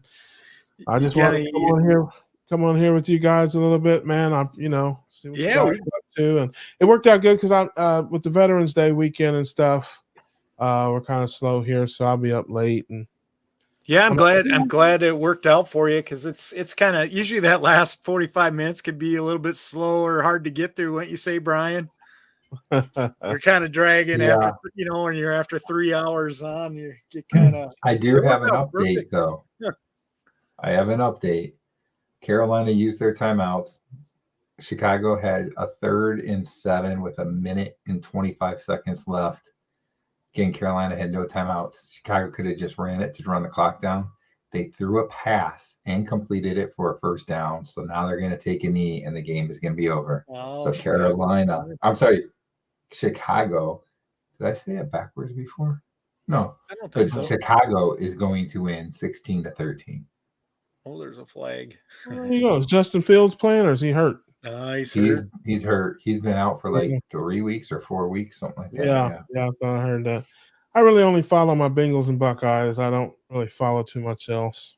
Speaking of your Bengals, they've been playing really some solid football lately. Yes, they definitely. Burrow looks like he's healthy, and our defense has played well the whole year. They've showed up, but it's been a little bit of a grind for the offense there. But you could see Burrow was not healthy at the beginning of the season, and he missed camp, and it's a mess. But now he's a lot more mobile. He's more accurate. He's coming into his stride now, and we're going to be tough to beat, man. If because our defense shows up, and if our offense gets rolling, yeah, we are. The Bengals and the Buckeyes are the same football team. They really are. My Buckeyes are the same. Our defense shows up every week. Yeah. Our offense is terrible. I mean, terrible. So I root for them. I mean, I'm not, I'm the type, I don't ever say we can't win. I'll just say I don't know how we're going to win. I don't know how we're going to beat Michigan. I don't know how we're going to beat Michigan. Go ahead. I got to ask you then, because I had the same thoughts. What crossed your mind when the first college football playoff rankings came out and Ohio State was number 1? It really doesn't matter. I mean, you only got to be number 4. It's just like the basketball rankings when they come out in college basketball. Who cares? Just make the tournament. It doesn't matter whether you're number 1 or number 4. Just make the tournament. Win your conference. I got to say, I was completely shocked because I'm in the same boat. Like, I'm not sure how they're going to beat Michigan. I don't know how either. Oh, look at Gail. Yeah, look at that. He called me. Hey, what's Gail, you trying to holler at a player? What's you trying to do something with a player? Gail, what's going on, sis? That's awesome, Gail.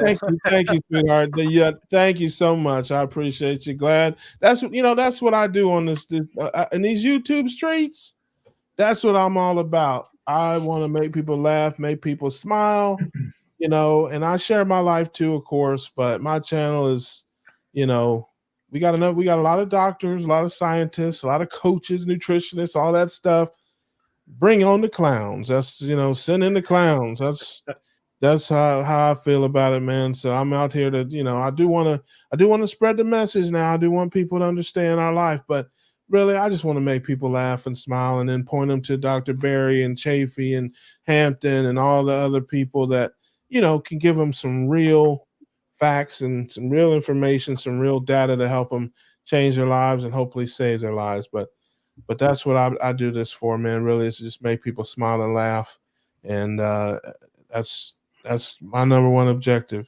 But to answer your question, I don't know how we're going to beat Michigan. I don't know how, but that's what I say. I'm not going to say, we can't beat them. Hey, that's why they play the games. I don't know what's going to happen.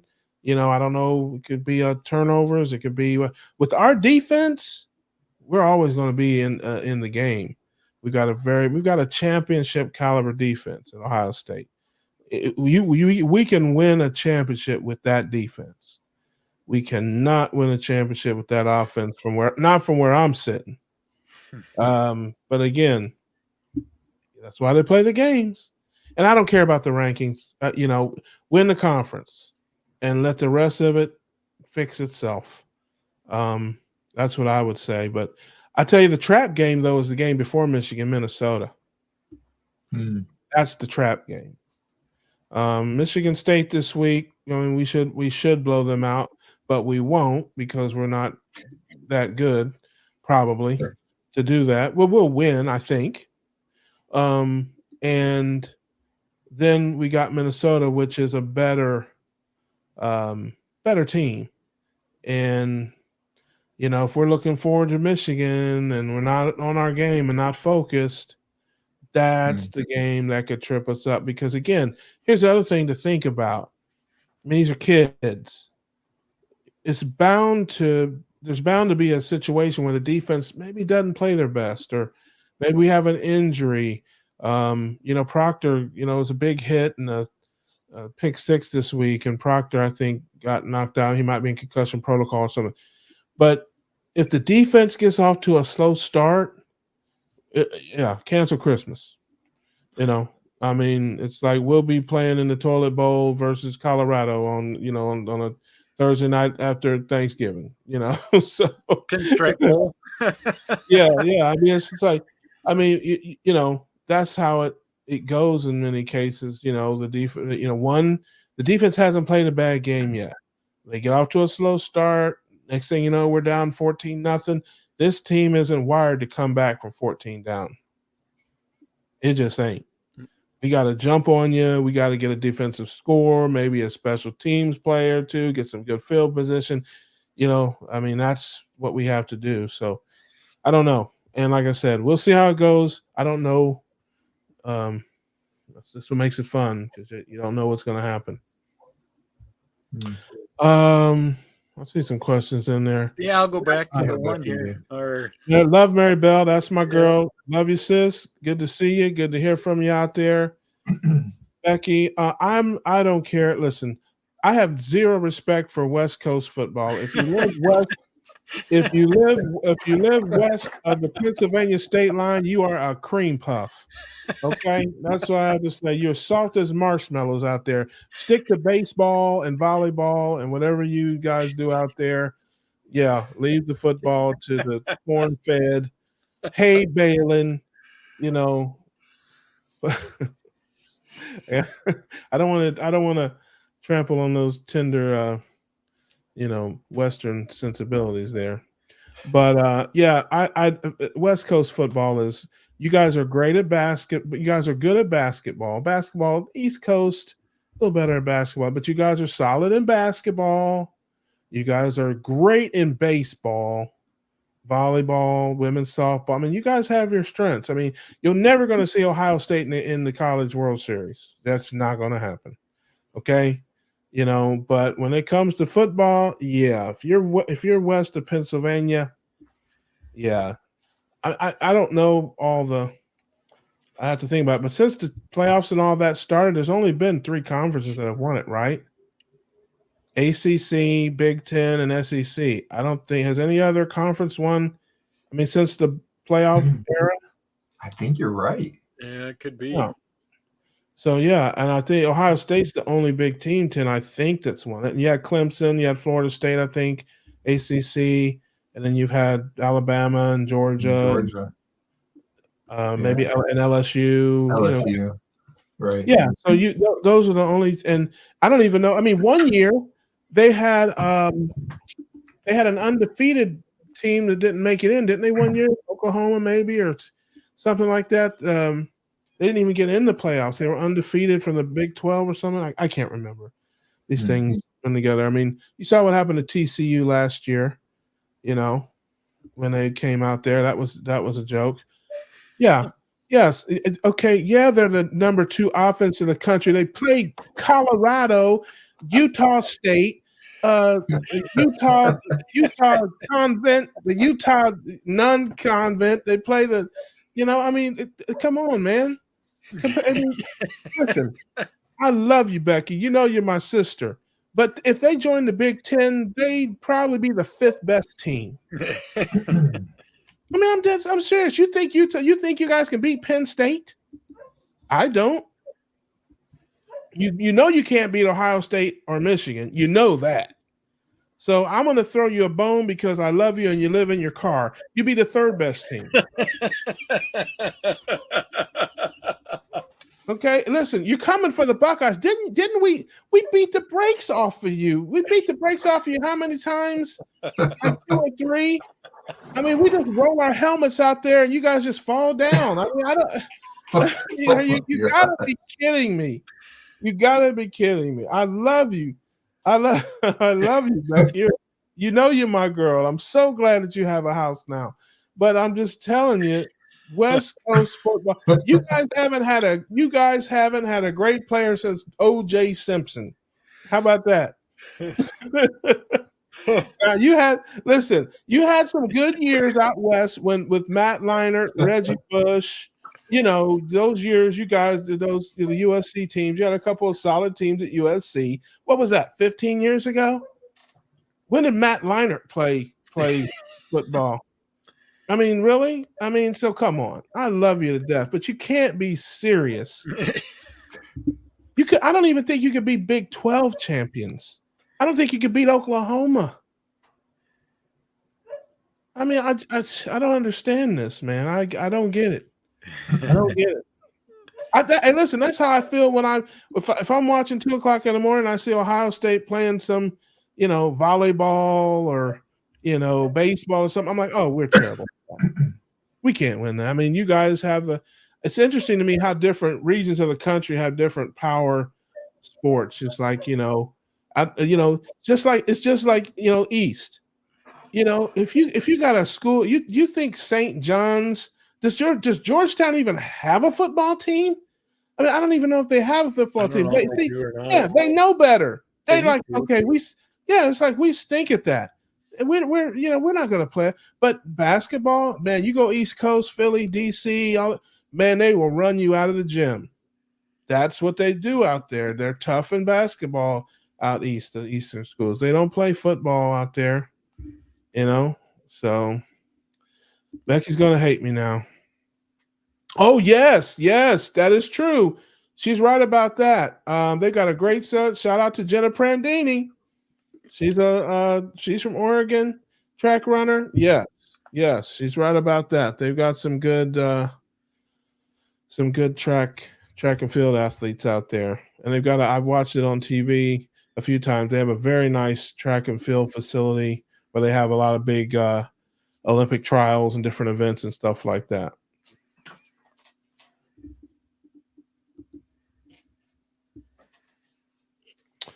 Yes, Ohio State has made it to the Rose Bowl. That was, back in the days when they were guaranteed a Rose Bowl appearance for winning the championship. Granddaddy of them all, the Rose Bowl, and now it's like they play their third best team or something out of there. Yeah, that's when the last time. That's when West Coast football was good. John Robinson and the USC Trojans back in those days with Marcus Allen and O.J. Simpson and Keyshawn Johnson. That was later on, but yes, those were the days when West Coast football was really good.